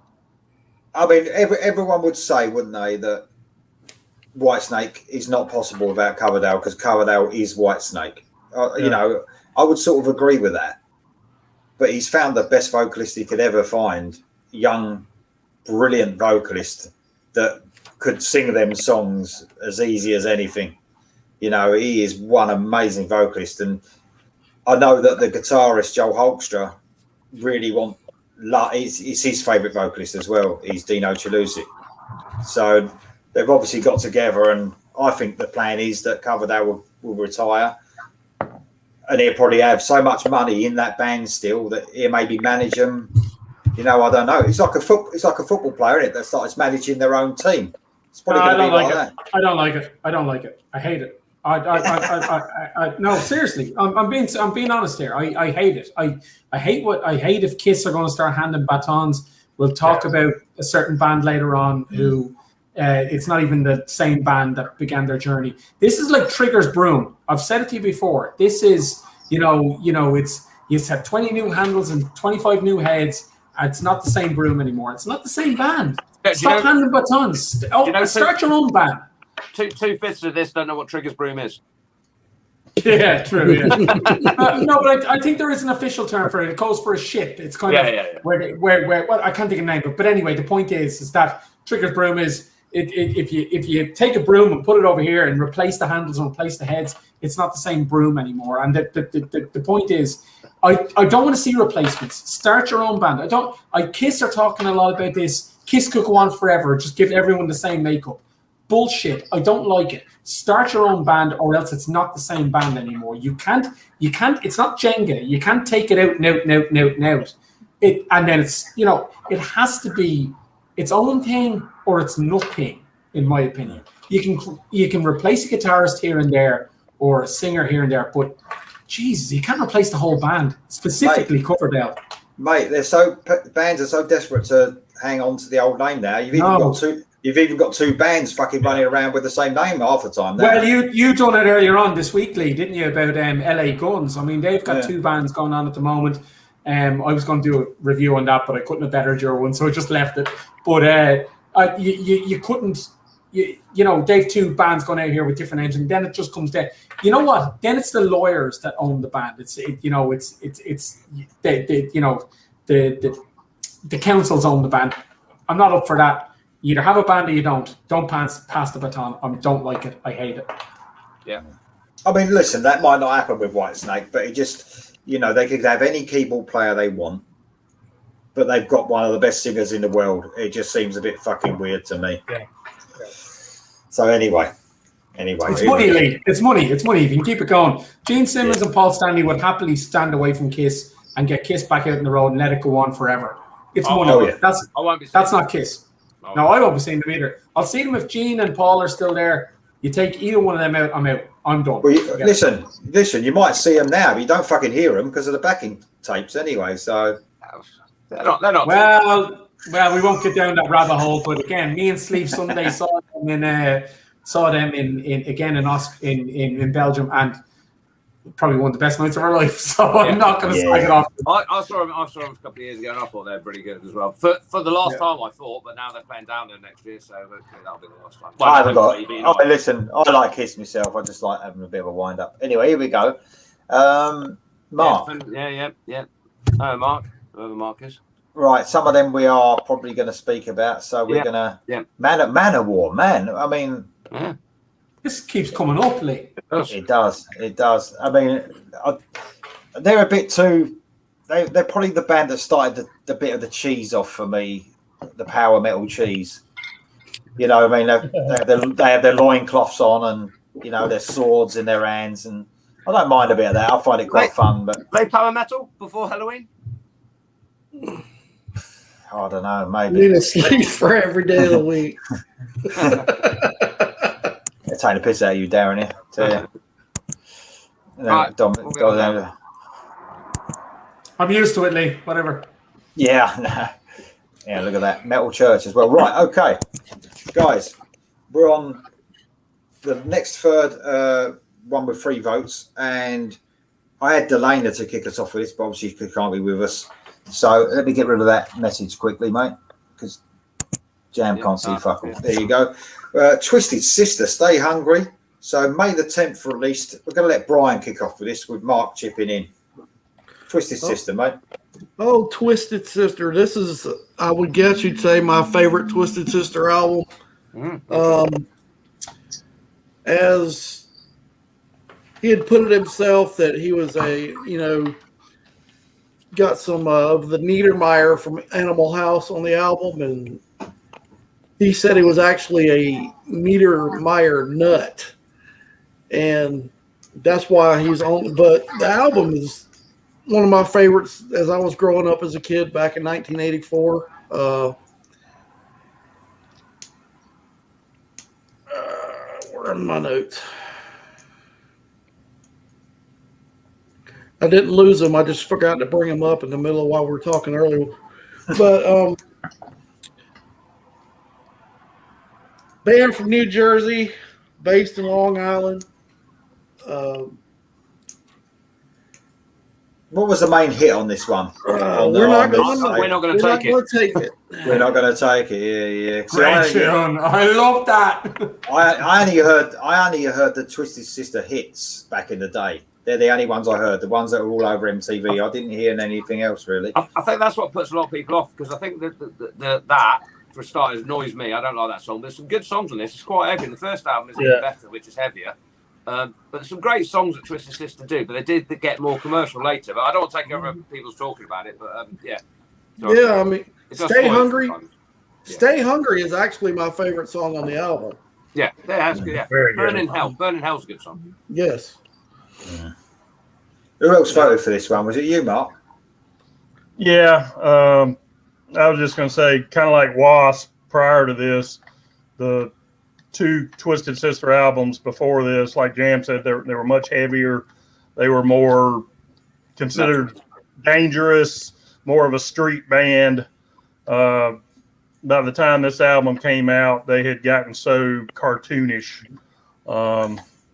They were like living, breathing cartoon characters. They were, it was more about the image than it was about the music by this point. Everybody knew, especially Dee Snider, the way he looked, whether they knew the music or not, they knew who he was just by his costuming and makeup and all that. So that kind of became the focal point. But there is some good heavy stuff on there, like they just said, Stay Hungry, Burning Hell, which lyrically, it sounded, when it first came out, I remember, people saying it was a demonic, satanic song. The lyrics are actually the opposite.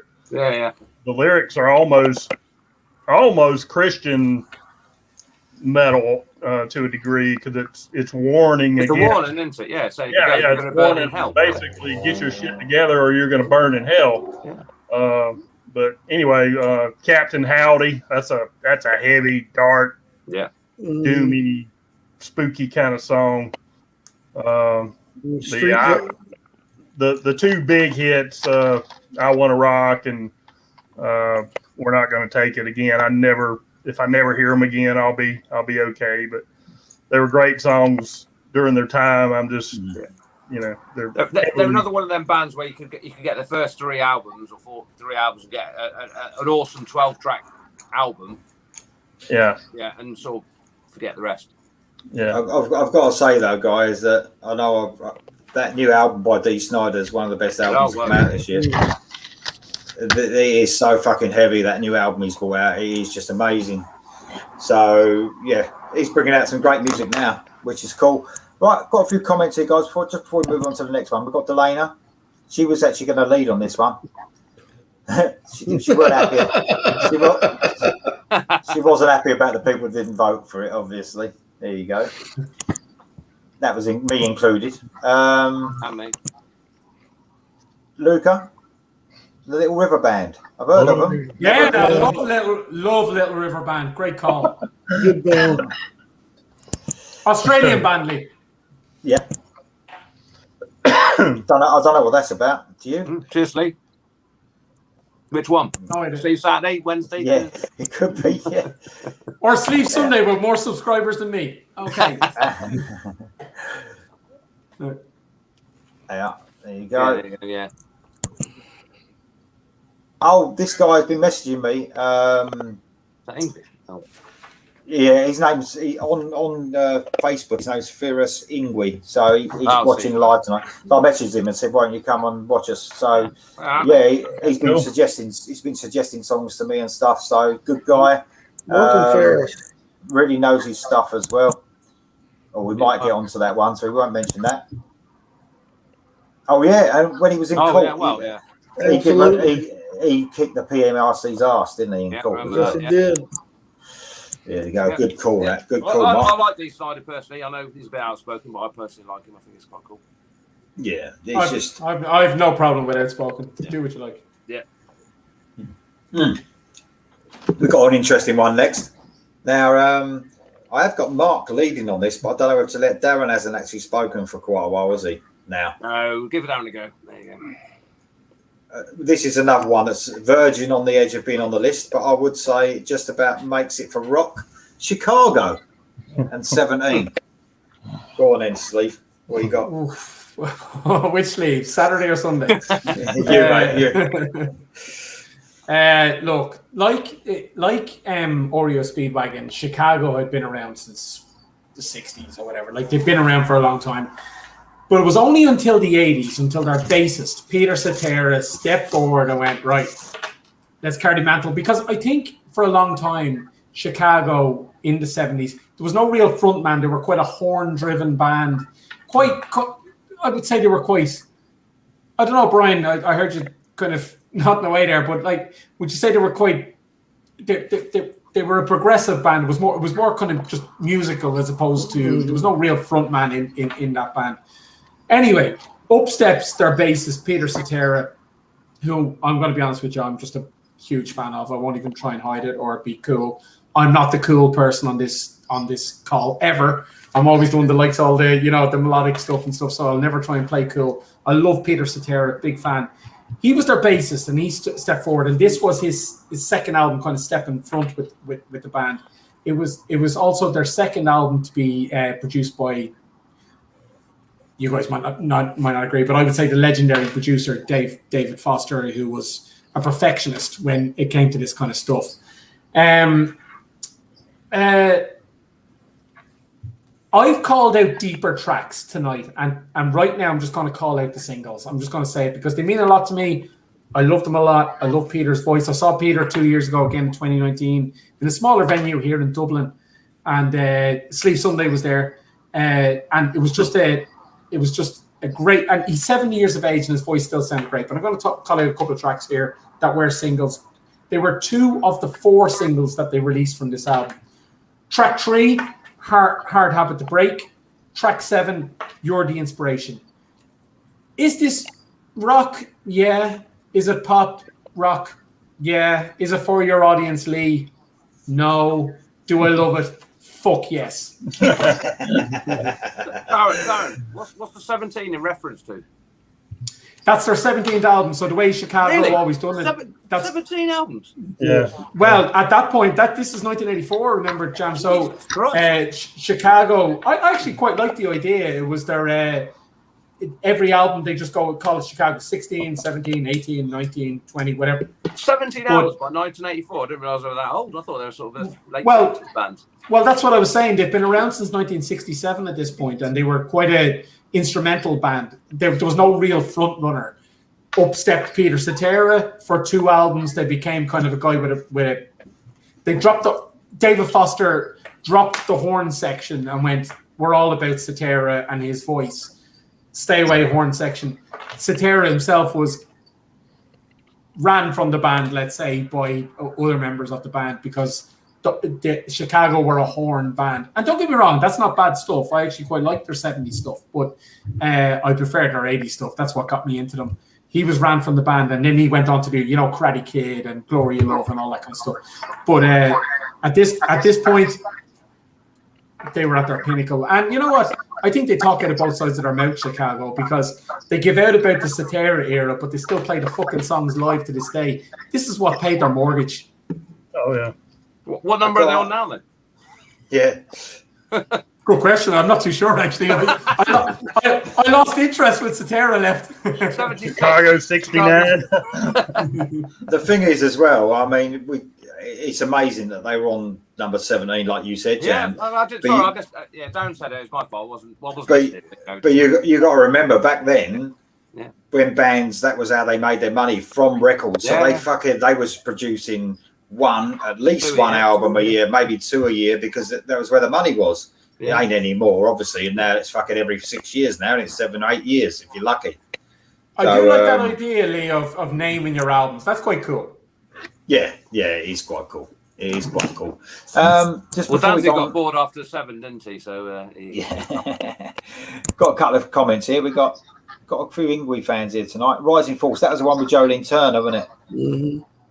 Yeah. Was it his first one? Huh? Well, the Rising Force song, I don't think that was from the album, though, is it? Oh, I don't know. I'm not Rising sure. Force song is from a different album, I think. Oh, right, okay. I think it's from a later album. What do we got here? Is that for you, Darren?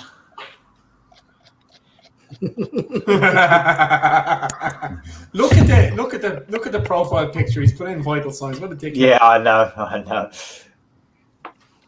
Oh, everyone mentions the Orion the Hunters album as a great AOR album. I think you mentioned that one as well, Mark. You might have voted for that one, but no one else did. Not sure. Cetera has good vocal. Wow. Yeah, I mean, thank you, Born Distracted. I always feel like I'm on my own here, but thank you. To tell you the truth, go on. So I was just going to say, Ingrid J. Malmsey's Rising Force was the band, wasn't it? They called the album, and the album was called Odyssey in '88. The song was on there. Okay. All right, cheers. I looked it up, I didn't know it. To tell you the truth, Darren, Chicago's hits, the sloppy hits, I quite like them, to tell you the truth. So there you go. You're the inspiration, really? You like that? Well, not that so much. Hard Habit to Break, I do like. I do like Hard Habit to Break. I do like that one. Right. I think it's a great song. Cool. Right, okay. All right. Cheers, guys, for that. That's brilliant. Hold on. I didn't get to speak on that one yet. Oh, shit. Sorry, mate. Now, I freely admit I picked this one. I was throwing Darren a bone here. So, Darren, I'm throwing you a bone there, buddy. Thank you. Fucking hell, mate. I tell you, I'm going to shock you here. I'm going to shock you. No, he's got it. He actually has the album. I don't believe it. He actually has it. Wow. Now, I'm pretty sure this belonged to my older sister. Because I know I didn't buy it. So this was either my older sister's or the girlfriend I had at the time. I'm not sure. I mentioned. Don't get muddled up. I mentioned before. I'm not the only one. I mentioned before. I actually saw them. Look at that, Darren. Look at that. I got dragged to the concert by the girlfriend I had at the time. Darren chastised me and said, "Don't blame my guilty pleasures on the girlfriend." But yeah, I saw them back in the day. They were definitely not my style of music, but I know y'all are going to find this hard to believe. I wasn't much of a ladies' man in school with this sparkling Ken Tamplin-ish personality of mine. But my superpower was I always could get good concert tickets. So that was my superpower with the girls. So I got dragged to that concert 84, 85, whenever they were here in town. Cool. Mark, I think you're downplaying yourself. I'd say you were quite a ladies' man, but I'll ask you this. Just Lee, I don't mean to stall the show, but I'll just ask you this quick question. I don't understand how you can be such a fan of a Journey Escape album and like the ballads, but then have to be dragged to listen to You're the Inspiration. It's very similar stuff. I mean, I like. They're very. Why? And I'm not having a dig here, but why absolutely love Journey and Open Arms and that kind of stuff, but have to be dragged to You're the Inspiration? Is it not quite similar? Well, like you were talking about, Chicago was all about the horns, the brass. Yeah. The thing I've always admired or loved about Journey, even though they are a classic rock, if you want to call them AOR or whatever, Neil Schon is such an incredible guitar player. Even on those ballads, when he did his solo, he shredded. Yeah. I've always said he should have been in a metal band. And he dabbled in it with Hardline and a little bit with Bad English. But he is such a maestro guitar player. I think that, in addition to the incredible singers they've had, that's the reason I always gravitated toward Journey. Chicago was not a guitar-driven band. No, you're right. You're right. That's a fair answer. I'll admit, back in the day, those songs, yeah, they were pretty popular, and I didn't hate them, and I don't remember much about the concert, but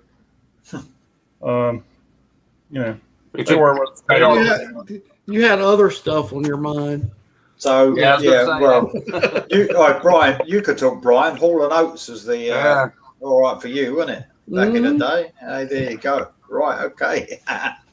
But by the way, I'm taking my missus to see a band next year, which I don't want to see. Oh God. Yeah, exactly. Fucking Foo Fighters. Oh, cool. Oh. Are you going to London? Yes, I am. Oh, what? A Saturday night? Thursday night. Oh, all right. Okay. Yeah. Oh shit! You're going on Saturday, I take it. Yeah.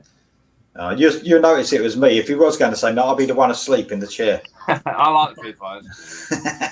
Anyway, I've been trying to be quiet here. I'm trying to pretend I like them a little bit. Anyway, okay. Our last one with 3 votes is Foreigner. Oh, Agent Provocateur. So, Darren, Mark's got the album there. Delaney was going to talk about this. She sadly can't. We've got Darren and Mark. I don't care who leads on this one, to tell you the truth. You've both been talking quite a bit lately, so it's up to you who wants to talk about this one first. Go ahead, Darren. Foreigner's 5th record, and the one that followed up, obviously, Foreigner 4, which is my favourite album. If it's their 5th, it obviously followed 4, but simple maths. But 4 is my favourite. But I like Agent Provocateur. I thought. Did it better, Foreigner 4? No, which we'll talk about in another show if I get the vote. It's the classic lineup for me. It's the maestro that is Mick Jones. It's the voice that is Lou Gramm. It's Dennis Elliott on drums and Rick Wills on bass, which for me is the classic Foreigner lineup. I know in earlier versions there was 6 of them, but the band, when they reduced to 4 members for the Foreigner 4 record and this record, is for me is the classic lineup of the band. It's just a great solid rock record, and you've got Lou Gramm on it. What more do you want? I mean, Lou is up there for me with we've already talked about Steve Perry and Jimmy Jameson tonight. I've already brought them up. Lou Gramm is in there in the triad for me as my favorite singers of all time. This album does have I Want to Know What Love Is, which is their biggest album, and Dennis Elliott himself said in the, I don't know if you ever watched it, but in the Planet Rock profiles, he went, it killed us. And I get why it does, because it's their biggest song of all time, and Foreigner are a harder rocking band than I Want to Know What Love Is. They're not a ballad band. They're known for ballads, but they're better than ballads, if that makes sense. I'll call out, like I've done a couple of times tonight, I'll call out a couple of just deeper tracks on this album. Track 7, Love in Vain. Track 9, Two Different Worlds. Check this album out. Foreigner are more than ballads. I'll stress, Foreigner are more than ballads. I love Foreigner, man. Yep. Great band.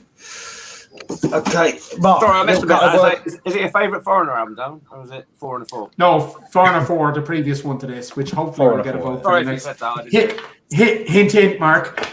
Which hopefully will get a vote for the next. I'll be voting for future shows. But Agent Provocateur isn't as good. But Mark, what do you think? Where are you at with Agent Provocateur? Yeah, I love this album. Tooth and Nail, the lead off track. That's pretty heavy by Foreigner standard. I mean, it borders on hard rock. But my favorite on the album, in fact, I've said it before, my all-time favorite Foreigner song is That Was Yesterday. Oh, it's a brilliant track. Yeah. Absolutely love that song. And yes, Darren, I did see them. There we go. Of course he did. March 23rd, 1985, here in Columbia, South Carolina. I was 11. Awesome 3. show. Yeah. They had, I think they did this in every town. Every town they went to, they had a choir join them on stage when they did I Want to Know What Love Is. And that was very, very impressive. I just remember, I want to say that show, I want to say they were in the round, kind of like Def Leppard did. But they had this huge choir come out and basically circled the whole stage. And the band was basically in the middle, and just very impressive. Somebody mentioned Jafria earlier. Jafria opened that show. Great opening act there. But, yeah. Cool. Lee Foreigner at this point, between 81 and 84, were white hot. They were seriously, I just want to be honest, this band and Lou Graham just mean a lot to me. Like, same as Peter Cetera, Steve Perry, Jimmy James, they just mean a lot to me. And I think Foreigner at this point in their career, they were at their pinnacle by Agent Provocateur. It never got better than this. Yeah. It never got better. They were just at their absolute pinnacle. Great album. It's a great album. I didn't quite vote for it. For me, I liked a lot of it, but not enough. I think I'm becoming a bit too picky with some of my votes, to tell you the truth, because I like a lot of the album, but not enough to put it as one of my best, if that makes sense. Before we move on to vote for votes, we're going to get a bit of comments here. So, MZ, this is the guy I said who's just joined us for the first time, Firas Ingui. So, Europe, Wings of Tomorrow, one of the heaviest albums, I believe, Europe. So I haven't heard much of that album. I heard more of the later stuff. Survivor, look, Vital Signs, Bon Jovi, and Rising Force again. So there you go. Of course he is, because he's called himself Ingui. There you go. That's cool. Obviously, Delana likes the Foreigner album. She loves it. She didn't actually vote for it. I think she might have made a mistake there. So I was surprised she didn't vote for it. And apparently Ingui was 21 when the album was released. There you go. Not one of my favourite artists because, I don't know. It's just, I feel with Ingui, it's all about speed, and how fast you can play a guitar. That's not my sort of thing, really. But, you can't help but stand back and be amazed how fast he can play the guitar. That's just without a doubt. But just not one of my songwriting ability for me wasn't there. Okay, we're moving on to 4 votes. So we're getting there, guys. The first one we're going to speak about is Bon Jovi. There you go. So there's 4 votes on this. The only one who ain't actually here who didn't vote for this is Jam. So everyone else voted for this on the screen. All right, guys. And I like it. It's just not my favourite. Yeah. So, Brian, do you want to say a few things about this Bon Jovi album, the debut album, mate? Released January the 21st. 21st. Tony Bon Jovi was producer, along with Lance Quinn. It's not my favorite, but it does have one of their most popular songs with Runaway, and it's got over 134 million plays on Spotify. She Don't Know Me, Shot Through the Heart, or another two other of my favorite songs on there. But of the three of the singles that actually released, which were Runaway, She Don't Know Me, and Burning for Love, I would say, of course, that Runaway and She Don't Know Me were my favorites of the three. But She Don't Know Me, if just by looking at rankings on Spotify where those songs came in, Shot Through the Heart got 8 million more plays than She Don't Know Me. And of course, that was one of the singles released. But like the album, like some of the songs on the album, I guess you could say it's 50-50 for me. There's 9 songs on the album. There are 4 that I actually like, 5 I could do without. But I think the good stuff kind of overshadows the other songs. So that's why I picked this album. Cool. I think Brian's spot on with Runaway there. It's just such a stunning track. Great single from this record. Yeah. You might as well carry up. Darren, you obviously voted for this one as well. Yeah, look, I don't really have a lot to add to what Brian said. I think this is I think this is Bon Jovi at their purest. It's the purest that this band will ever be. Lee, you've talked about Bon Jovi in later episodes with yourself, where they've just, who knows what they're even doing at this point. But at this point, in '84, they're at the most purest. Brian already mentioned Runaway. A track I'd recommend is track 5, a deeper track, Love Lies. And I want to be clear, I kind of nearly voted on this album based pretty much on Runaway, which I know came out.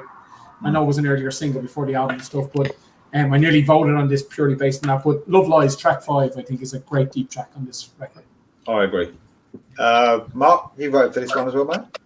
Yeah, I was just going to add that Runaway is still to this day my favorite Bon Jovi song. And even though it is a bit overplayed, this is one of them I'm not sick of hearing. Yeah, great.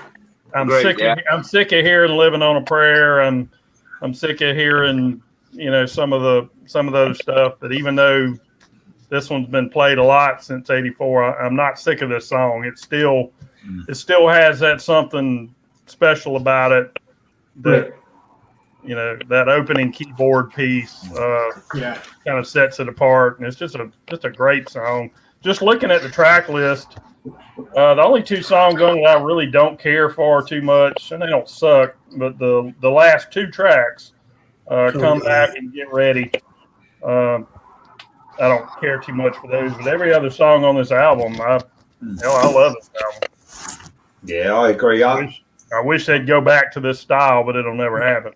Well, to tell you the truth, it was quite quick in Bon Jovi's career, or John Bon Jovi was saying, almost felt embarrassment for them first couple of albums, and he was embarrassed of them. Yeah. Well, he's wrong. Well, he should be more embarrassed now about what he's producing now, to tell you the truth, because that's a great album, a brilliant album. Totally agree with everything everyone said on there. Lee, I'll just back up what Mark says. We've talked about this in the show before. I will never get sick of Runaway, no matter how many times I hear it. Mark's right. Yeah. It's so, the way we've talked about this before, you hear songs so many times and you go, sick of it. I never get sick of Runaway. I'm with Mark on that. I'm with Brian on the Straight Through the Heart's probably one of my favourite tracks on there. Breakout is brilliant. Probably the deeper cuts for me. Love Lies is an absolutely fantastic song, Darren. Absolutely brilliant song. One of the best tracks he's ever done. I'm going to connect off and come back in because I'm having charging issues, so I'll come back in a sec. Can you okay, mate. Cheers. No problem. Okay. Yeah, track 5, Love Lies. Lee, when I was listening to the album, kind of listening to it back this week, I just kept coming back to it. I went, that stunning track. It's a fantastic album, mate. Song, sorry. So we've got Luca. Look, what about the best EPs of '84? Sabotage's Dungeons Are Calling. Didn't know they had an EP out that year, to see the truth. I love a bit of Sabotage. Medieval Steel. Ever heard of them, anyone? Mm-mm. What's that? Are you scratching your neck with a claw there, Mark? It's a deer. It's a deer antler. Hey Lee. Yeah. Of course it is. Of course it is. Of course. That's the bone. That's the bone I was going to throw at Darren. It's a deer he caught. It's a deer he caught yesterday, isn't it? That's what it is. Can I get one last thought on this album? Yes, mate. Of course. I think this album is what John Bon Jovi wanted. His, to sound like in the beginning, because when you go up to 7,800 degrees Fahrenheit, that's kind of when the record company and they started trying to present stuff that's more commercial. And I believe 7,800 degrees changed a lot from this album. If they would have stuck with this, I believe it would have been even more beneficial for them. Yeah, I actually quite like that second album because it's become more of a less popular, less played album, isn't it? 7,800 degrees Fahrenheit. And I think that's why I like that so much because, I mean, I used to have an ex that played the Bon Jovi album constantly, and I think it just was the first album. It just Runaway was the main track she played, and I think that has been overplayed for me, not because of radio, because someone played it constantly in my house, and I think that but you don't hear people playing 7,800 degrees Fahrenheit, do you? It's not the unknown album, if you like, of the early Bon Jovi period, isn't it? I think I quite like that album. That's my 7,800 degrees Fahrenheit is my favorite Bon Jovi album. Tokyo Road's my favorite song. All 7,800 degrees, but I believe this is what John Bon Jovi had intentionally wanted to be, but like I said, it progressed and changed as albums went on. Yeah, agreed. Cool. Mark says that for a Hairspray band they weren't bad, but watch out for the Open Flame. You're pretty right there. They're gubbing flames, aren't they? Right. I'll put myself down actually to speak about the next album. This is I haven't put myself down to speak about many albums, but I have this one. This is Dio, The Last in Line. So we're gonna give way to you on that one. Yeah, released July the 2nd. You know what? Everyone says that Holy Diver is their favourite album. Most Dio fans say that first album is their favourite. If you actually compare track by track, and this is just me, by the way, because it's my opinion, it's no one else's. I look at that track by track compared to The Last in Line, because Last in Line is my favourite album. And, when you open the album with We Rock, that is just, for me, that is I love Stand Up and Shout, by the way, but for me, We Rock is far superior than Stand Up and Shout. The Last in Line is a far superior song to me than Holy Diver. You look at the end of the album, Egypt, The Chains Are On, for me is miles better than Shame on the Night. If you go track by track with this album and Holy Diver, for me, it's the strongest album that Dio ever recorded. I absolutely love it. It was this was actually the first album I heard of Dio, actually, was this album. Then I went back and listened to Holy Diver. So it goes back to that, doesn't it? It goes back to what we say, doesn't it? It could definitely have something to do with it. I mean, it wasn't far apart, to tell you the truth. It was like near enough. As soon as I heard Last in Line, I heard Holy Diver near enough straight away.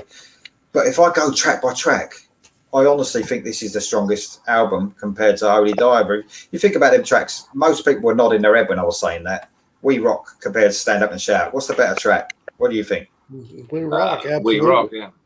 And Last in Line and Holy Diver? Probably Last in Line.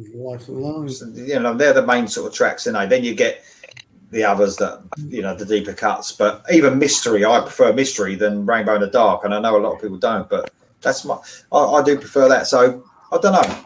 For me, it's a great album. Album artwork is just amazing, isn't it? I love that orange. That orange cover is just absolutely amazing. Have you got it there on your Mark? Yeah, it's the cassette, so it's kind of hard to see. But what's the mascot called? I forgot his name. Murray, yeah.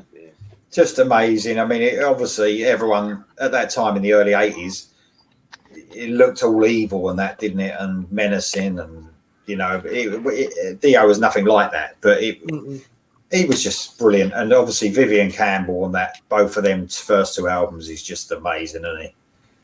Some of the best guitaring ever on an album from both of those first two albums. So that's all I've got to say on Dio, Last in Line, really.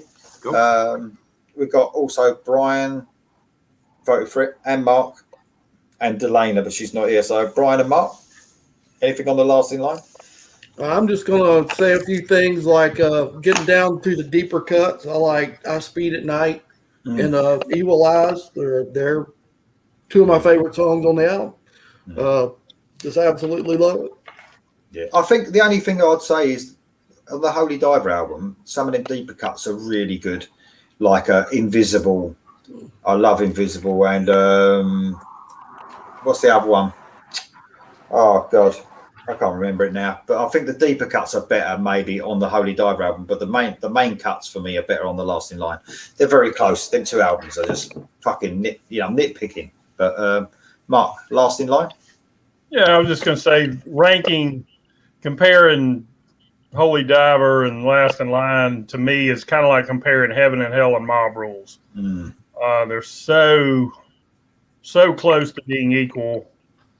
It's hard for me to pick a favorite. I think overall I might still lean toward Holy Diver, by a thin hair. But I was just going to say my favorite song on Last in Line is Egypt. Oh man! And to me, that's got that almost sounds like a Rainbow song. Yeah. It's got that vibe. Sounds like something Blackmore would have played. That Egyptian kind of harkens back to Stargazer. Yeah. To me, anyway. I don't know if anybody else hears it. I agree. Them sort of Egyptian type Eastern melodies that are being played. Right, that's right. Both of these albums are just, to me, head and shoulders above Sacred Heart. Sacred Heart to me was a big step down. But yeah, either one of those they're hard. They're so hard to rank. Yeah. And we haven't even mentioned his vocals, have we? I mean, just amazing, just absolutely amazing. We've got Mark says, look at this. He's totally right. Here we go. Yeah, absolutely. The only thing I'd say, I would disagree with one bit of that, Mark. He's the best, not one of the best. There you go. Whoever mentioned Europe, Swings of Tomorrow from now on is my idol. I can't even remember who mentioned Europe. It's quite a way back. That was a comment, wasn't it? I don't think it was a comment. Yeah, it's a comment. It was a comment. Yeah, but someone definitely mentioned that. So, that's what an album. What an album. Anyway, we're moving on to the last of 4 votes. Then we've only got the 6 votes to do. So this is the last one. Jam's going to speak of this on the 4 votes. The last one of the 4 votes. Van Halen, 1984, mate. Well, I mean, I can speak about it, but I feel a bit of a fraud when you're a much bigger Van Halen fan than me. So I've got plenty of notes here. I'm not dissing it off, but I'll talk second. But I think you should lead this one. Well, we've got Mark. I'm going to get a beer actually. Oh, okay. But we've also got Mark, Darren. I reckon the one who would know most about this album out of Mark and Darren, I'm not sure, because Mark they both prefer the Hagar period, which is a bit fucked up, I know. Oh, well, I'll speak then. No. It's not fucked up. It's not fucked up at all. It's absolutely fucking right. I don't think I voted for this one. I voted for it. Oh, fucking hell. I'll take it if you want. Brian. I just thought you'd want to speak about it. We go Jam, then we go Brian, and Mark shouldn't be included at all because he didn't vote for it, which is ridiculous. Yeah. So have you got the cover? I like it. I just don't love it. Have you got it? It's the only one I haven't got on vinyl. It's the only one I haven't got here. Have you got it there with you, Mark? Have you got it? No, I didn't. I've got it on. I've got it on cassette somewhere, but I didn't bring it. We all know the cover anyway. It's got a great cover. I'll get it here. The baby with a cigarette. Yeah, cigarette smoking. Yeah, that's it. So anyway, Van Halen's 6th album on Warner Brothers. Classic lineup. Obviously, this is the last one with David Lee Roth singing until he came back, obviously. But yeah, the classic lineup. Big change. I mean, Van Halen were notified. Van Halen's debut was obviously full of guitars. The first album is brilliant. you know. And then for me, they went downhill after. I've never been a massive Van Halen fan. I love the first album. I thought Van Halen 2 is quite good. Van Halen, Diver Down and Women and Children First, and what's the other one? Fair Warning. Yeah, they're all good in parts. They haven't done a decent album, I don't think, consistently since the first album. But 1984 is probably the most consistent. But a big change. Keyboards come in. Everybody knows the big single jump. Played all over the place. Don't ever need to hear it again. It's another one of them songs. But dig underneath that. There's some good guitar tracks, and obviously, Hot for Teacher. What a song! What a song that is. Panama. What a song. These are the big songs, of course, but it's a great album. I'll Wait, great ballad. And commercially, yeah, it's the most accessible Van Halen album, probably. Fits in with the time in 1984. And yeah, that's it, really. It's a great album. Lee. Listen, before you start, Darren, before you say anything, you made me think about this album a bit differently. No, you did. Wow. Because you said something that is actually true, that so much of this album was leading to what we heard on 5150. Yeah. I didn't really. This is exactly. Yeah. You're totally right. You're totally right. Yeah. But it's much better, obviously. Well, no, I'll be honest. You're wrong. Look, do I love Diamond Dave? No. Do we look this album? Gene Simmons don't like him either. No, we don't. Well, Simmons probably has a point. But look, do I love Diamond Dave? No. Do I love this album? Absolutely yes. Look, we've said it before. This is where the worm, and Jam was kind of alluding to it already. This is where the worm started to turn. Don't blame it on Dave, or don't blame it on Sammy. Because this is where the worm was turning anyway. It was happening. Jam already brought it up. Panama, the big single, Jump. Those are 5150 songs. Eddie already had it in his head. He knew he knew the direction this band was going in. We've talked about it before. He knew the direction the band was going in, and it was going in the 5150 direction. And this is where the worm was turning. However, I will say, track 4, Top Jimmy, vintage Eddie sound, great guitar on that, and I would say that Top Jimmy is probably a song that couldn't have been on 5150 because it was still old school Van Halen. I don't know. Do you guys agree with me though? Van Halen don't do consistently good albums, even back in the classic period. Even their albums weren't good, not consistently. I'd agree. They're not. There's not been an album where you can't say there's no filler tracks. There's always fuck around tracks. There's always covers and shit like that. But I think some of their tracks are fucking excellent. But you're right, they're not consistent, without a doubt. Brian, you ain't had a word on this one yet, mate. Oh, this one for me, what they call the start of the Eddie Van Halen synthesizer period, where he was experimenting more with the synthesizer sound and having the guitar there, but as Darren said, it's kind of expanding into 5150 where there's going to be a new vocal sound coming in later. But once again, you don't blame Sammy. I like the album. There's great songs on the album, like you said, Top Jimmy, Hot for Teacher, I'll Wait. Great call. Yeah, good call. Yep. I'll Wait. Drop Dead Legs is a bollocks, isn't it? Drop Dead Legs is. There's another great song. I can't remember what it's called now. No. Let's not skip across it too quick. Hot for Teacher that Brian just said. Oh, yeah. Hot for Teacher is great. Love the videos. And it's got one of my all-time favorite lines in. You said, "Man, you're a little late." I said, "Well, I don't feel tardy." So that's one of the great lines from that album. Yeah. Drop Dead Legs, man. It's got to be one of the standout tracks on the album as well. Guitar work is amazing. Cool. Right, cool. You all right done on that, guys? We're moving on to our ones we all voted for, including Delana. And she's just put Hagar as well. Come on, Delana. What's going on here? Yes, sir. No She's way. Right. No. She's right. Yep. No. No. Anyway, it's my show. No. End of discussion.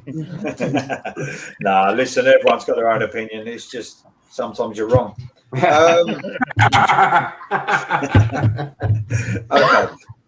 You're right, Lee. You're right, Lee. It's your channel. Yeah, but it's really weird, this one, isn't it? Because you guys know that I love a singing voice. I love someone who can really sing well. And I understand that Sammy Hagar's got a great voice. But there's something about him that doesn't fit with Van Halen for me. It's just one of those things. Well, isn't it his frizzy hair? Van Halen's my brother. That's what it is. It's his hair. That's what it is. Van Halen's my brother's favorite band. He absolutely idolizes Eddie. He idolized Eddie Van Halen, and even he, I was kind of surprised, said that Sammy Hagar was better than Van Halen, and I was kind of shocked that he actually said that. But it's that debate. I've got friends of It's got to be one of the biggest. In both camps, it's got to be It's one of the biggest debates in rock music, isn't it? Yes, it is.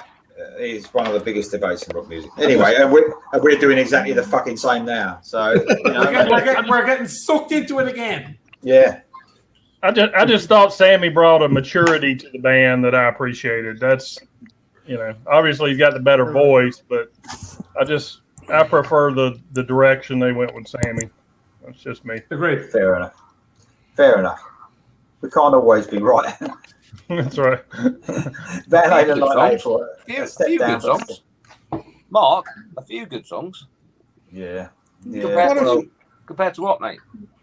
A step down. So compared to the ones before, I wouldn't agree. I thought it was. I mean, to tell the truth, I thought Fair Warning was one of their best albums, which is probably one of the more, forgotten about ones. But there you go. Mm-hmm. Okay, we're moving on to our ones that we all voted for now, including Delana. The first one is Kiss.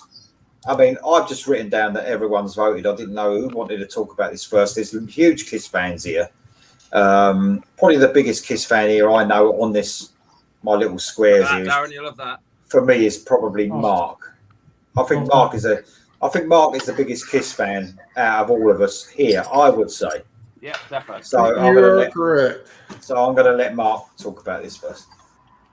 Well, this is the 12th Kiss album. It's the only one that featured Mark St. John on guitar, who replaced Vinnie Vincent. Mark St. John was a lot like Vinnie Vincent. He was one of those very busy, fast players that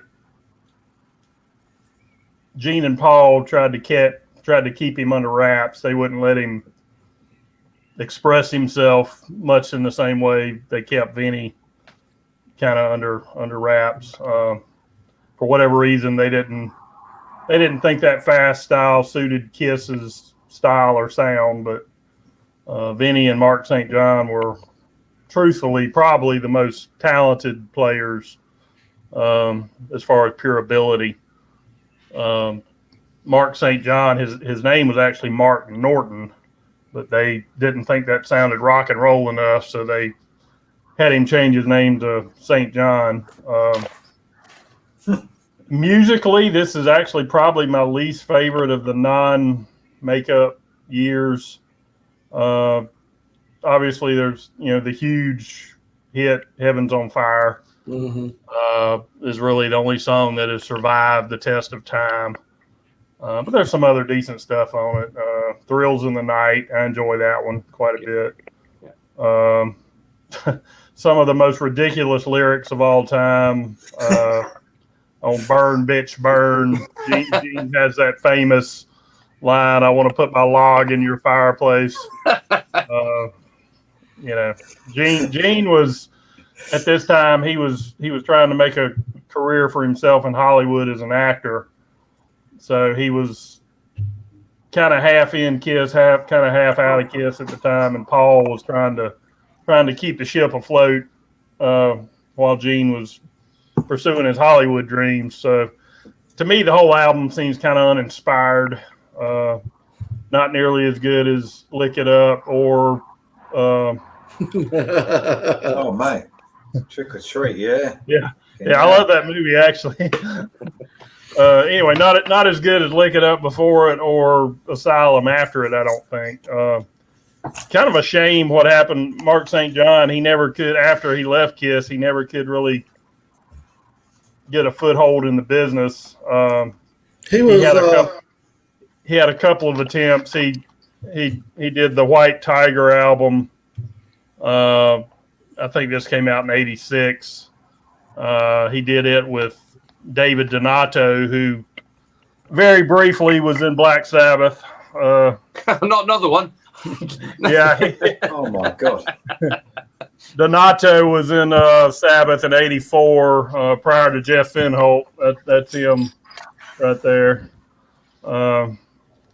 He's another one they did some demos with. This was actually the centerfold in Kerrang back in the day. Fucking hell, have you seen this? Darren, have you seen all this stuff he's got laminated? Have you seen all this?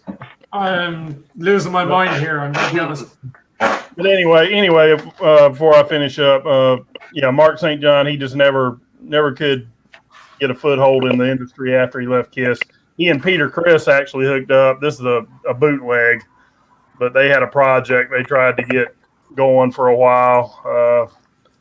Never could get it off the ground because the music industry was changing at that time anyway. But anyway, he passed away. I think it was 2007, if I remember correctly. And talking about the album cover. What's that bootleg like? Good? What's that? The bootleg, quickly, is it good? It's okay. It's nothing to write home about. Like I said, it's all demos. It's not really polished or, not as good as it could be. But I was just going to say, Jam's got the LP. The only thing I've got with me right now is the cassette. But I actually like that album cover. We were talking about Asylum in the last one. This is bad. Yeah, I like I don't know. It's pretty simple, but it fits with the album title. Yeah, there you go. Cool. Lyrics as well. Love that. Nice. Love that. That's an Essex bird's dream, that album cover. Now. Oh, yeah. It's like Cat Slater, isn't it? I'm pretty certain I have that shirt. Yeah. Does anyone want to add to Mark's Animalize before we move on? I was going to say. I would say I would. Oh, sorry. Go on. Go on, Brian. You go first. Well, about Mark St. John, never really catching on in the business. He did have arthritis. Yeah. And that was a lot of. Yeah. There was had a lot to him with him leaving the band, and there's there are distances. When he did make an album, there was kind of a little bit of time in there, I guess, because he was having arthritis problems at the time, and when he would start feeling better or change medications or what have you, he would start making music again. So that's about all I've got to add. Yeah, I forgot to mention he only did. I don't know if he even did a complete show.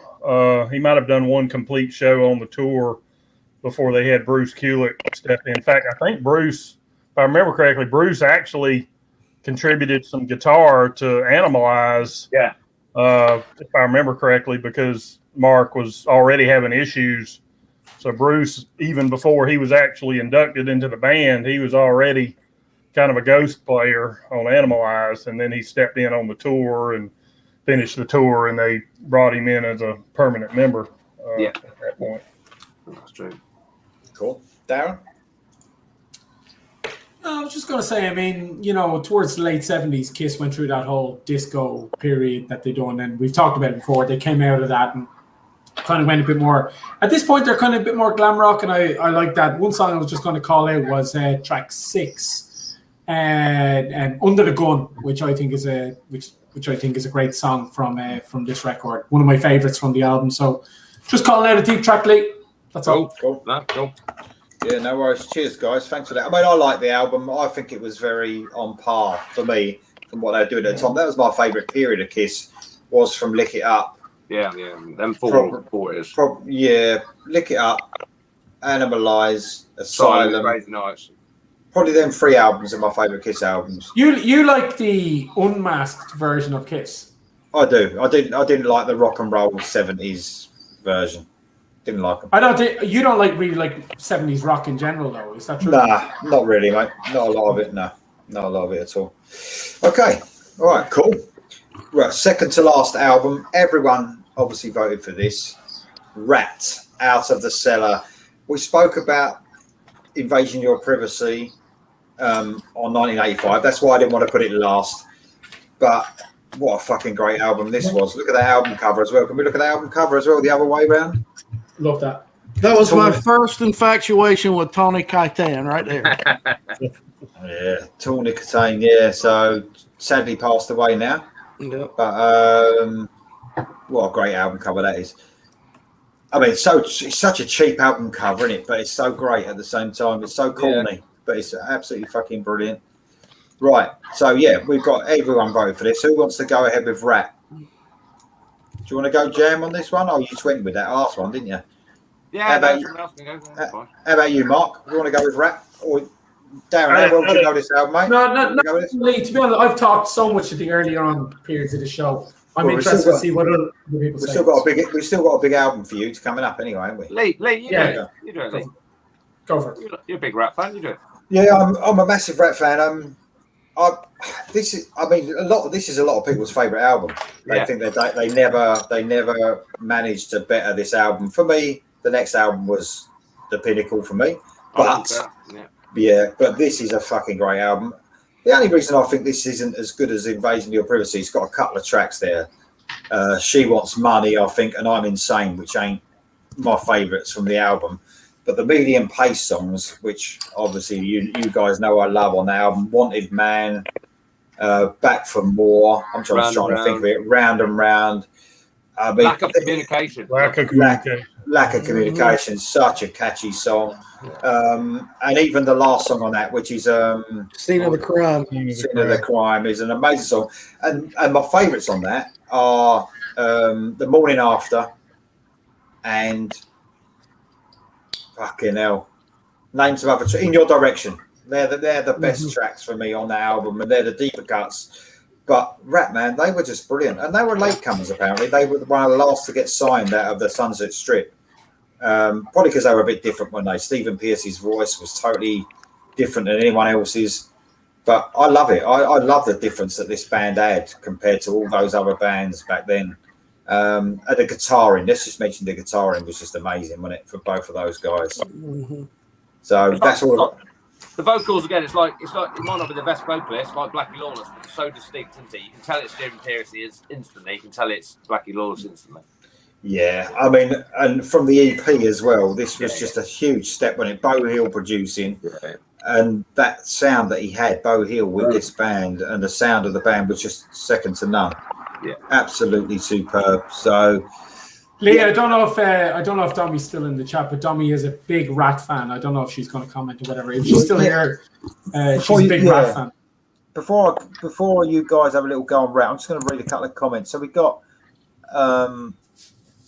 Eric Carr was great on Under the Gun, just a bit late on that from Delana. Great call. Delana, obviously, she was obsessed with Round and Round. I think Round and Round is probably the biggest Ratt track, isn't it? Would you say? Yeah. No, it's got to be the one from Invasion, isn't it? What's it called? Lay It Down. Lay It Down, yeah. I don't know. That's the best track for me. Is Lay It Down, but I think Round and Round might be probably a bigger hit, maybe a bigger famous track. And also, go Dommy. There you go. Dommy is a huge Ratt fan. I knew she'd be interested in that. I just want to ask Dommy. She can. Probably the best album. Yeah, what do you think's their best album? Is it that one? Is it? I'd take Dommy's opinion on that one. Yeah, you let us know. Let us know, Dommy, and then I'll read that out because I'm interested. Okay, guys. Yeah. Anyone want to talk about Ratt? No, just a great album. If no one's ever heard it out there listening to this, check them out. I was just going to say, you were talking about how simple the album cover is. It is simple, but it's perfect. Yeah. The title. I mean, it's not quite as appealing to the eye as Invasion of Your Privacy, but for the title of that album, just her with that door open to the cellar and it's just it suits it so well. Yeah, I agree. Yeah, great album. Excellent. Brian? Not much to add. Ratt's one of the few bands where you've got everybody that contributes to the music, where there's a lot of bands, there's only maybe one or two songwriters. But these songs, like you've got like 2, 3, everybody's contributing to the songs and in somewhere, either lyrically or musically. But I love the album. And like you said, songs like The Morning After and In Your Direction, some of the deeper stuff, some of the better stuff. I agree. Totally agreed. Darren? No, nothing to add to any of that. I mean, it's just fantastic. Great stuff. I've been listening to it this week. Just fantastic stuff. Dommy introduced me to Ratt, actually. Right. Cool. Don't get me wrong. I listened to it years ago, but Dommy really got me into Ratt, and just I credit her with it. I've been listening to that album all week. Great stuff. I'm so glad that Ratt has made our top albums of this year and the last year. I think it's brilliant. I think they're one of them bands. I thought I liked them. I didn't think they were that big in England, maybe possibly in America. But when I didn't know particularly many Ratt fans when I was a metal fan, and it's quite good to know other people actually liked them as well, because I didn't think they were that big over here. But I've got Dobby's answer, by the way. You ready? Go for it. Oh, give us a yes. Yeah. Right. Yeah, definitely. Well done. Yeah, we all agree on that, don't we? All of us, and a lot of Ratt fans don't think they think that album we just spoken about is the main album, but not me, not you lot either. We're on to the last album, guys. It's Metallica. Yeah. So obviously got the full votes. I didn't know. I was just switching these around what one to put last to talk about, because I think we have spoken about this one last before, but a while ago now. So it's Metallica and Ride the Lightning. Look at the album cover. Look at that. Stunning. Metal up your ass. Yeah, flip that around. Give us a flip around for that. It's just great, isn't it? Yeah. I'm so glad they didn't call it Metal Up Your Ass, because that's a shit album title. Yeah. Ride the Lightning is so much better. Now, Darren, I've got a question to ask, which I've been meaning to ask, like leading up to this show and knowing that everyone voted for this. I'm not saying you don't like metal. I know you love everything that we speak about, but it really does surprise me how Ride the Lightning is your favourite Metallica album. Just explain to me why, because it just surprises me. It really does. Yeah, you know what, Lee? I mean, I like everything from soft rock up to metal. I do. Metallica is about, and I've said it to you before, Metallica is about as hard as I go. That's my cliff, if you want. That's where I fall off and I kind of go, I'm done in terms of as hard as metal goes. Why is this my favorite? I think there's a number of factors here. I think it's early Metallica. It's their second album. It's the classic lineup. It's James. It's Cliff. It's Kirk. It's Lars. I love the album cover. I love the material. I saw Metallica 2 years ago.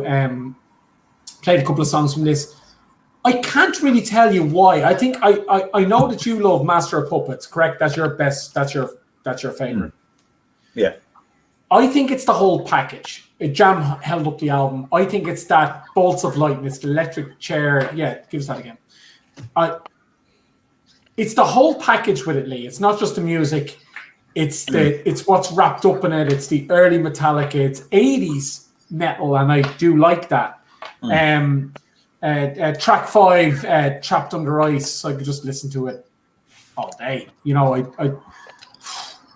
I can't really put my finger on what makes me attracted to this album the most. I just think it's everything that's wrapped up in it. The fact that it's 80s metal, it's the album cover. I just love it. Because although it was still a massive improvement on Kill 'Em All production-wise, sound-wise, it was still rough around the edges as fuck when it's some of that album, although it improved a lot. And obviously, as it went on, Master of Puppets was even better, more polished, a little bit more polished than Ride the Lightning. And even, obviously, the Black Album, after And Justice for All, that was as polished as fuck, innit, when that was. But Lee, slicker doesn't mean better for me. You know, I'm willing to put up with the kind of the jagged edges of something, whether it's production, whether it's vocally, whether it's whatever it might be, and whether you're with a smaller record label. I'm not saying this is, but whether you are, I'm willing to put up with the jagged edges as opposed to, you can watch your favorite TV show and obviously season 10 looks better than season 1 because they have the more money behind it. That doesn't really matter to me. I can overlook the jagged edges if I'm really attracted to what the record is, and Ride the Lightning for me will always be my favorite Metallica record. Well, I think it's really cool. I just wanted to have your view on it because Jan was sort of nodding his head there. I think in agreement that we probably would have thought you would have liked something different from Metallica, but I'm glad you do. I think it's a great. To tell you the truth, for me, it's just behind Master of Puppets. I love Master of Puppets, and Ride the Lightning is a close second to me. But no, it's a great album. Who wants to talk about Ride the Lightning then? First. Well, I want to have a quick chat. Yeah, I mean, just saying. Yeah, as you just said, I think it's great that Darren likes this album. I'm surprised, as you say, but I mean, I think it's probably the first for me proper thrash metal album, because Kill 'Em All was fast and heavy. It was probably just a little bit more than Motorhead were at the time. Slayer had only done Hell Awaits, I think, at this point. They hadn't released... No, sorry, Hell Awaits 85, so they'd only released their Show No Mercy album at this point. Anthrax, Fistful of Metal wasn't that thrashy. So this, for me, this was probably the first thrash metal album, go on. But they still had the songwriter ability now. I mean, listen to a song like Fade to Black now. Oh, yeah. 1984 that was written. This just shows that even in them, on their second album, they're already thinking about the next stage of Metallica's progress. They're talking, they become a little bit progressive, don't they, Metallica? They do some progressive songs, especially on Justice for All. Maybe not so much on Master of Puppets, but it just goes to show the songwriting was getting there, and it's a classic lineup, as Darren says. They were a band in force, as one, and matured so much since the first album, and then from this they matured to Master of Puppets. I think they're hungry, Jam. Yeah, exactly. Yeah. For Like sure. we said about Wasp, they're hungry. Yeah, You can feel it. They're well up for it at this point. but Fade to Black, Sorry, I mean, a masterpiece on the second album. There you go. Yeah, I agree. I agree. Great. Yeah. Someone else talk now, because there's loads to talk about. This great stuff.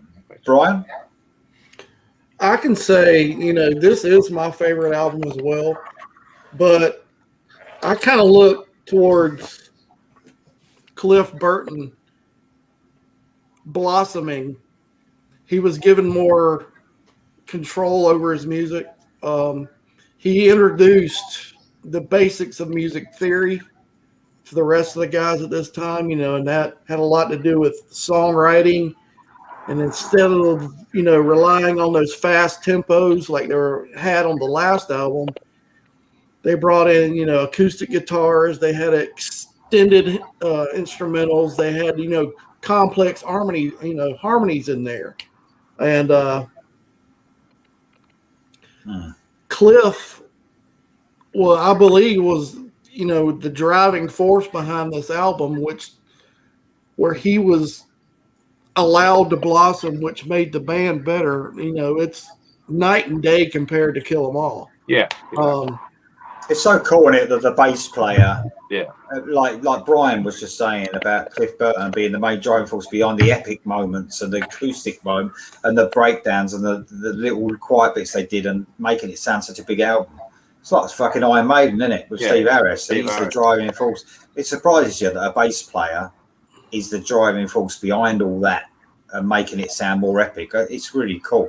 And It's like a football team goalkeeper being the captain, isn't it? Yeah, exactly. Just like Cliff Burton had his name on all the songs except for two, which was Escape and Trapped Under the Ice. I do like those songs. And you can still hear the influence of Cliff. And, teaching these guys the basics of music theory kind of opened their eyes to where they're heading in the future. And not only that, this is my favorite album, but this leads into Master of Puppets, which is another one of the great albums out there in rock history. Well, it's interesting you say that. Cliff doing all that. weirdly, my favourite album is Justice for All, which he didn't have. Well, he played a little bit of a part on, but that was the most progressive of all of them. And you'd have thought that he obviously had an influence on him, but obviously he didn't write any of the songs. Oh, he wrote one of them. I think also along with his progressive influence, maybe the catchiness was lost on because he had that as well with. I mean, even though these albums were really heavy, Master of Puppets and Ride the Lightning were really heavy and progressive, but they were very catchy, weren't they? The choruses but I think the hooks were lost on Justice for All. So perhaps as well as the progressive stuff, he wrote a fucking melody that was just really catchy as well. Don't get me wrong, Justice for All is not for everyone. It's just my favourite. That's all. Everyone likes Master of Puppets more. That's just my personal. I think that's what sucked me in, Lee. Like you asked the question, I think that's what sucked me on this one on Master of Puppets. I think that's what just got me on them. Yeah, the hooks, the melodies. Yeah. Mark, anything on the last album, mate? Well, I was just going to say, you have to wonder where they would have gone had Cliff not been killed. Yeah, that's a great call. It's good call. Yeah. Right. I mean, he was. It's kind of hard to imagine now because Lars and James are so in control of this band. Even Kurt has been in there since 1981, and he has virtually no freedom. The way I understand it, they basically still to this day they tell him basically what to play and how to play it. Not to mention Robert and Jason before him, that replaced Cliff or tried to replace Cliff. You think of this band now as being James and Lars' band, but back in the day, like Bryan said, they respected his knowledge of music. I mean, because he was a true student of music.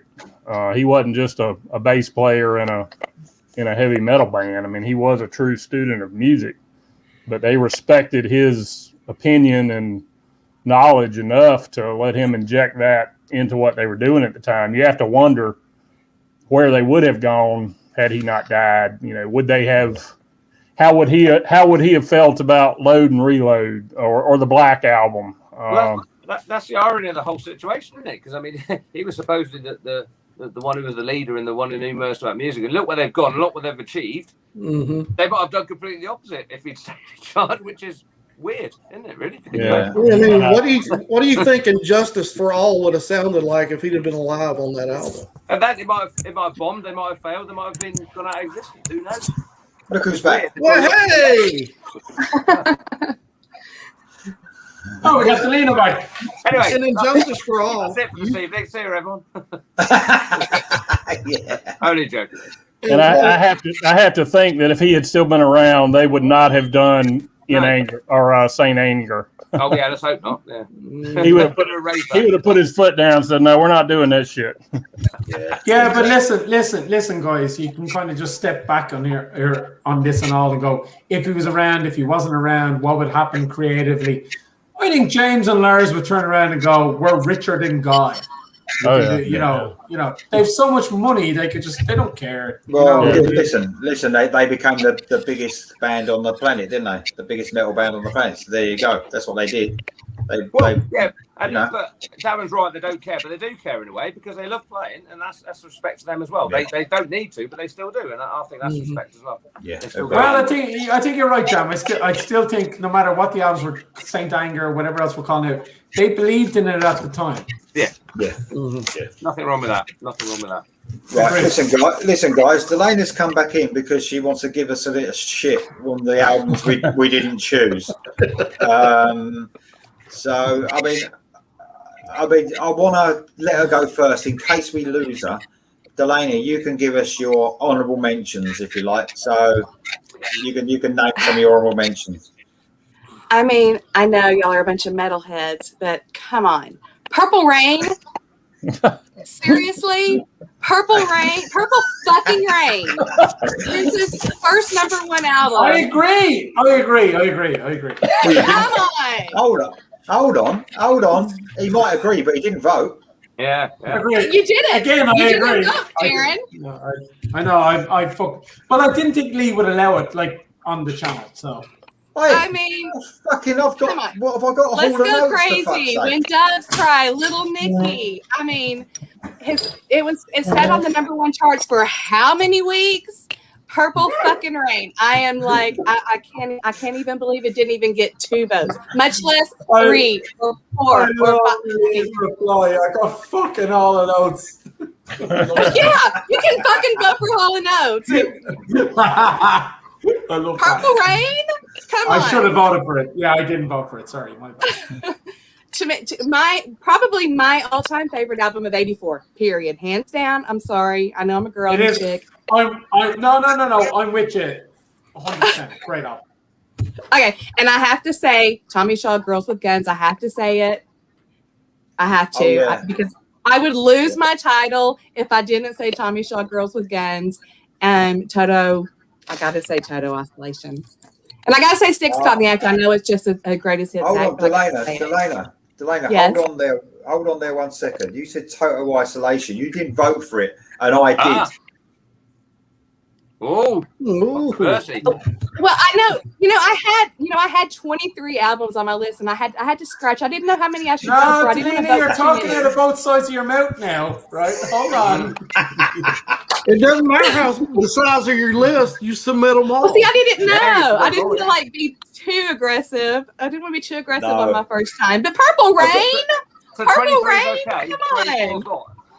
Delano, I've got to say, Isolation is absolutely superb. What a brilliant It is. Toto album that is. Yeah. I should have. Totally I agree. should have Isolation.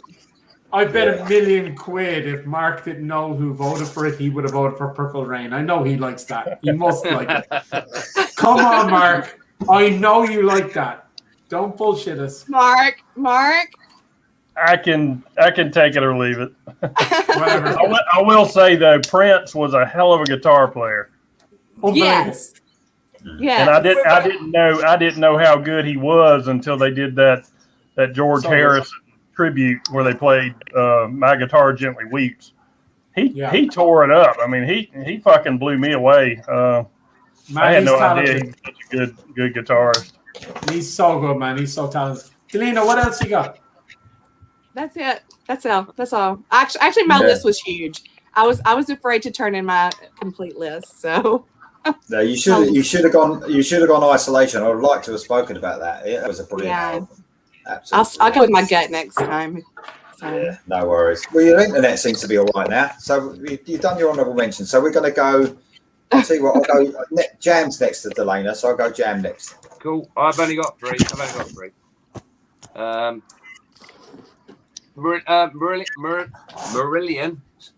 the British band's second album, Fugazi, which stands for, I believe you American guys should know this, fucked up, got ambushed, zipped in. Is that right, Fugazi? A bit of a blank look there, mate. Never heard it. Okay, that's what it stands for apparently. But Marillion, which are sort of prog, British, soft rock. I really like Marillion. Anyway, Fugazi, the second album, Assassin. What a song that is. I said this before, I'm not sure it's an actual word, Assassin, but that's the name of the song. Punch and Judy, great song. Fugazi, the title track, brilliant. Second, Spinal Tap soundtrack. And there we go. Wow. That's a good one. Yeah. Big Bottom. Stonehenge. Who can forget Stonehenge? Oh, yeah. And, Give me some money. Come on. Great Love the song. movie. And then as you know, I'm a big proper punk fan, Ramones. Too Tough to Die, one of the heaviest albums they did. Probably the first metal punk they did, 1984, with some great songs on it, like Mama's Boy, Howlin' at the Moon, bit of a sing-along, and then Endless Vacation, which is fucking mental. So there you go, Ramones. Gone, but never forgotten. Jam, your respect for the Ramones, and bear in mind, I'm not the biggest Ramones fans of all time, but I'm not the least Ramones fan of all time. Whenever I'm playing computer games and I'm listening to All Killer No Filler or anything else, when you bring up the Ramones, it puts a smile on my face. I love it. I love your respect for them. It's great. Great band. There you go. Cool. Great band. Thank you. Right, Darren, you're next, mate. Bruce Springsteen, born in the USA. What's wrong with you people? No, listen. It Oh was on no, my list. I knew you'd bring up Bruce Springsteen. I like Bruce Springsteen. It was on my. I love yeah, that Bruce. was on my What list. is wrong with you people? Like, where's born in the USA on this? I just didn't want to be reminded of the highway to hell. That was all. I actually scratched that when I saw this. It was on my list. I scratched it. Oh, come Sorry. on. It's a fucking great album. Like, why What is it else not on is this there, list? Darren, what else is on there? I'll keep kicking on. John Wayne, No Breaks. No, Sorry. What's on Born in the USA apart from the title track that I might know? Oh, you're putting me on the spot now for deep tracks. Oh, sorry, mate. But come on, it's Bruce. Yeah, I Like that and the Prince album. I mean, it's got to be brought up. You're putting me on the spot, but Sorry, mate. Sorry. it's a great album. Are you a Bruce fan? Yeah, I like. Yeah. I've seen the man the man 3 times. Yeah. Holy shit, is that man a musician? I mean, Oh, he plays for like three or 4 hours, doesn't he? He's brilliant, apparently. Absolutely. he's great. He's unbelievable. John Waite, No Breaks. Alphaville, Forever Young. Oh God, I can feel the silence. Alphaville. Great. Joan Jett, Glorious Results of a Misspent Youth. Love a bit of Joan Jett. And one of my favorite singer-songwriters of all time, Don Henley, Building the Perfect Beast. Love Don Henley, man. I've said it a million times. He would never get voted for on this, but I love Don Henley. Love him with the Eagles. I love him outside the Eagles. And I love that album. Thanks, mate. Well, Thank you very much. But you can't mention Purple Rain when you didn't actually vote. Can I just mention that? Lee, I'll say this to you now. I agree. You're right. Just trying to wind delay. I want to be clear. I want to be just very, very clear on that. I didn't vote for Purple Rain because I thought literally there's no point. No one else is going to vote for that. But you've mentioned Hall & Oates, though. I didn't vote for them. Hall & Oates, you did. I didn't. I did. Oh, no. I voted for all of them. You're right. You're right. You I didn't. Lee, I may have covered up for it at the start of the call, but tell me honestly, I voted. did I not vote for Hall & Oates? I didn't. No, you're totally right. But you did vote for something else though that you haven't mentioned. What was that? I did. I cut off a couple of them just to keep the honorable mention short. Fucking REM. I love REM. What was the album? What's wrong with you people? See, this is the thing. We should get together because I'd vote for some of them rather than. I think me and you meet in the middle somewhere. You know, we do. Yeah. I love REM. I remember REM when they were first starting out in Augusta, Georgia. Yeah. Just a hop, skip, and a jump from here. Yeah. 30 minutes from here, and they were all over Columbia playing bars around town. Yeah. Don't mention Augusta. I think that's where I caught COVID. Brian, can I just say, Lee, before we move on, just very, very quickly, REM Night Swimming is one of the most beautiful songs of all time. Absolutely. Gorgeous. Absolutely. Gorgeous song. Keep going. I like Losing My Religion. I do like that one. Great band. Okay. Thank you very much, Darren. What you got there, Mark? I'm absolutely fucking gutted that you didn't pick this one, Lee. TNT, Knights of the New Thunder. I didn't get into them until the next album.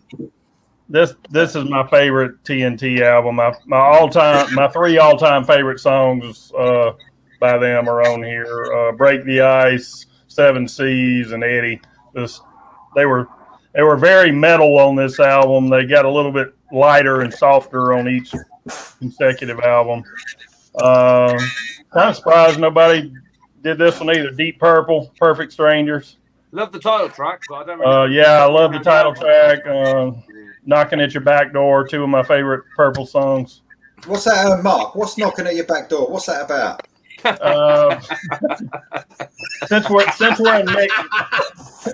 Since we're in mixed company here, I'll refrain from explaining that one.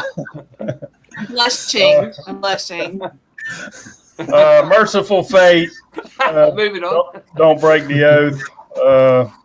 Heavy, demonic, evil sounding shit. Dom like that. Dom like that. Love that album cover. What do you think of that album cover, Darren? You like album covers? Big fan of that. Love it. Absolutely spectacular. And Mark, what's that like? One thing that did piss me off about CDs. Just open it up there. What's it like inside? the inside's not real. Doesn't really have a lot. It's got a picture of King Diamond on the back of it, though. Yeah. Lee, I won't halt your show. But this is the problem with CDs. When you open up, it's like albums, sleeve covers, vinyl. That's where it's at. Yeah. You got the Go on, sorry. Go on. One more. Billy Squire, Signs of Life. Yes, good call. Yeah. That's it. Thanks, mate. Thank you very much, mate. What you got, Brian? You got any? I've got Armored Saint, March of the Saint. I didn't think anybody would put that one down there. If I'd have known Jam was going to bring it out, I'd have put Spinal Tap on there as well. And another one is just way off. I know nobody would have voted for it. It's a little Southwestern blues. It's Stevie Ray Vaughan, Couldn't Stand the Weather. It's probably a lot longer than most people like. The album's 54 minutes long. It's a 54-minute jam sessions. All it is. It's great. Stevie Ray Vaughan's one of the greatest guitarists of all time. Just excellent. That's all I've got. Thanks, mate. I don't know about you lot, but I'm getting a bit weirded out with Mark and his fucking antler. So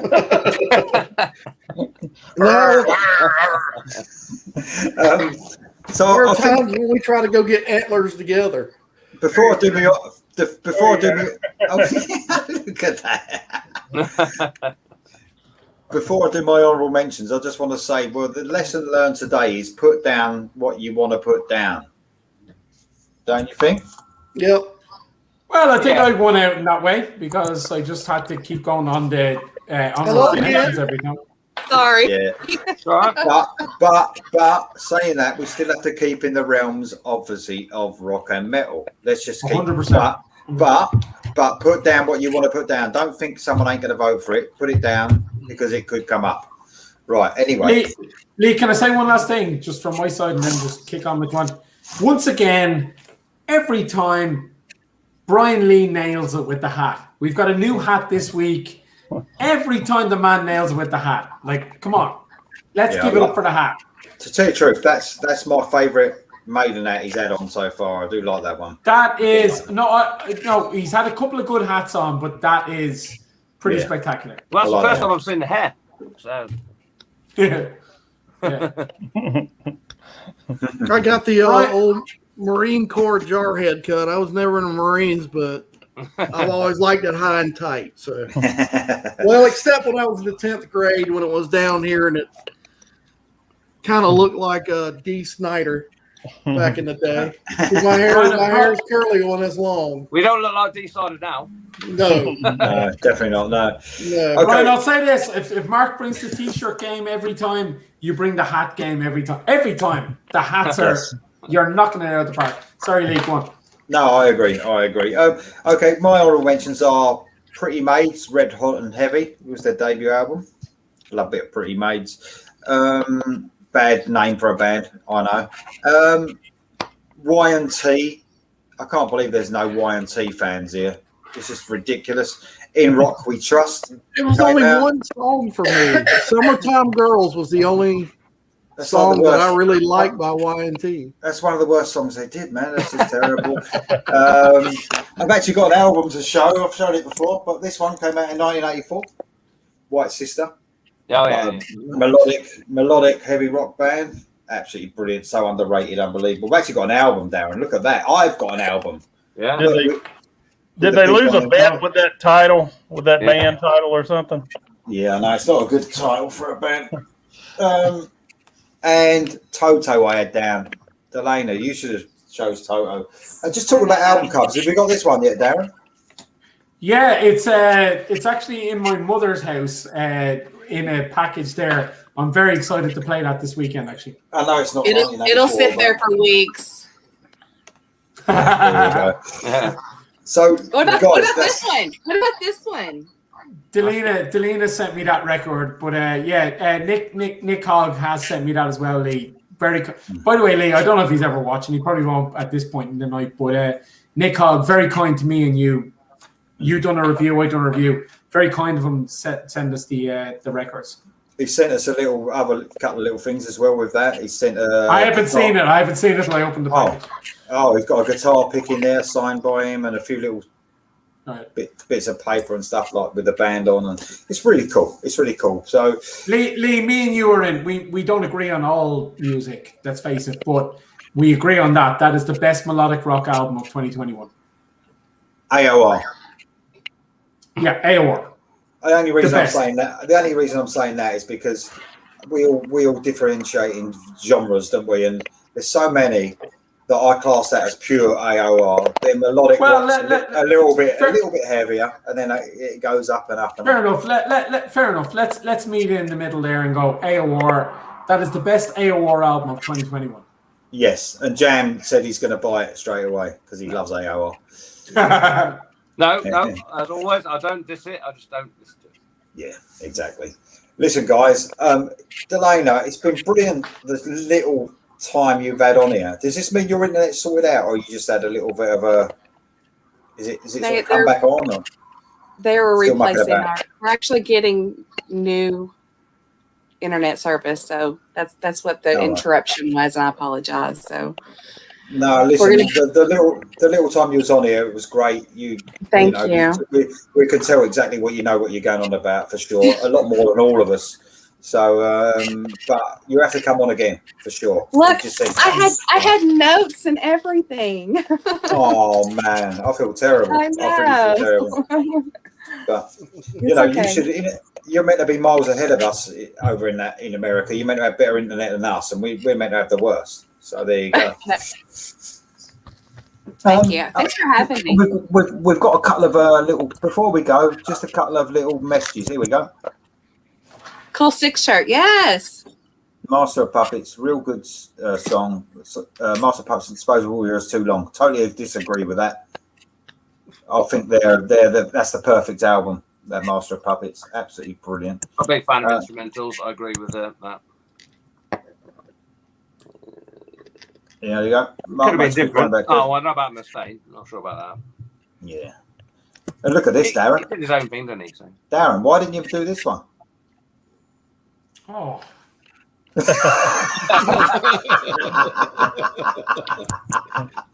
Yeah, look at that. Cool T-shirt. Yes. The new album, Crash of the Crown. Crash of the Crown. By the way, Delina sent me that album and I did review it and it's brilliant. Love it. Absolutely. It is brilliant. And what a brilliant message to end off with. Look, was a lot of fun. Thanks to all. See you all for 83. Exactly my sentiments. Absolutely, Dommy. Thank you very much, guys. Listen. 3 hours, Jesus. Yeah, 3 hours, but it's been so much fun as usual. And listen, everyone who's still watching, and we've still got people watching, thanks for commenting. And we'll be back for 83 in about 4 weeks. A month, whatever, something like that. We'll get a date together. We'll be back on a Saturday or a Sunday night again. All right, guys. Absolutely. Thanks, everyone. Absolutely. I'll be here. See you soon, guys. Cheers, all. See you later.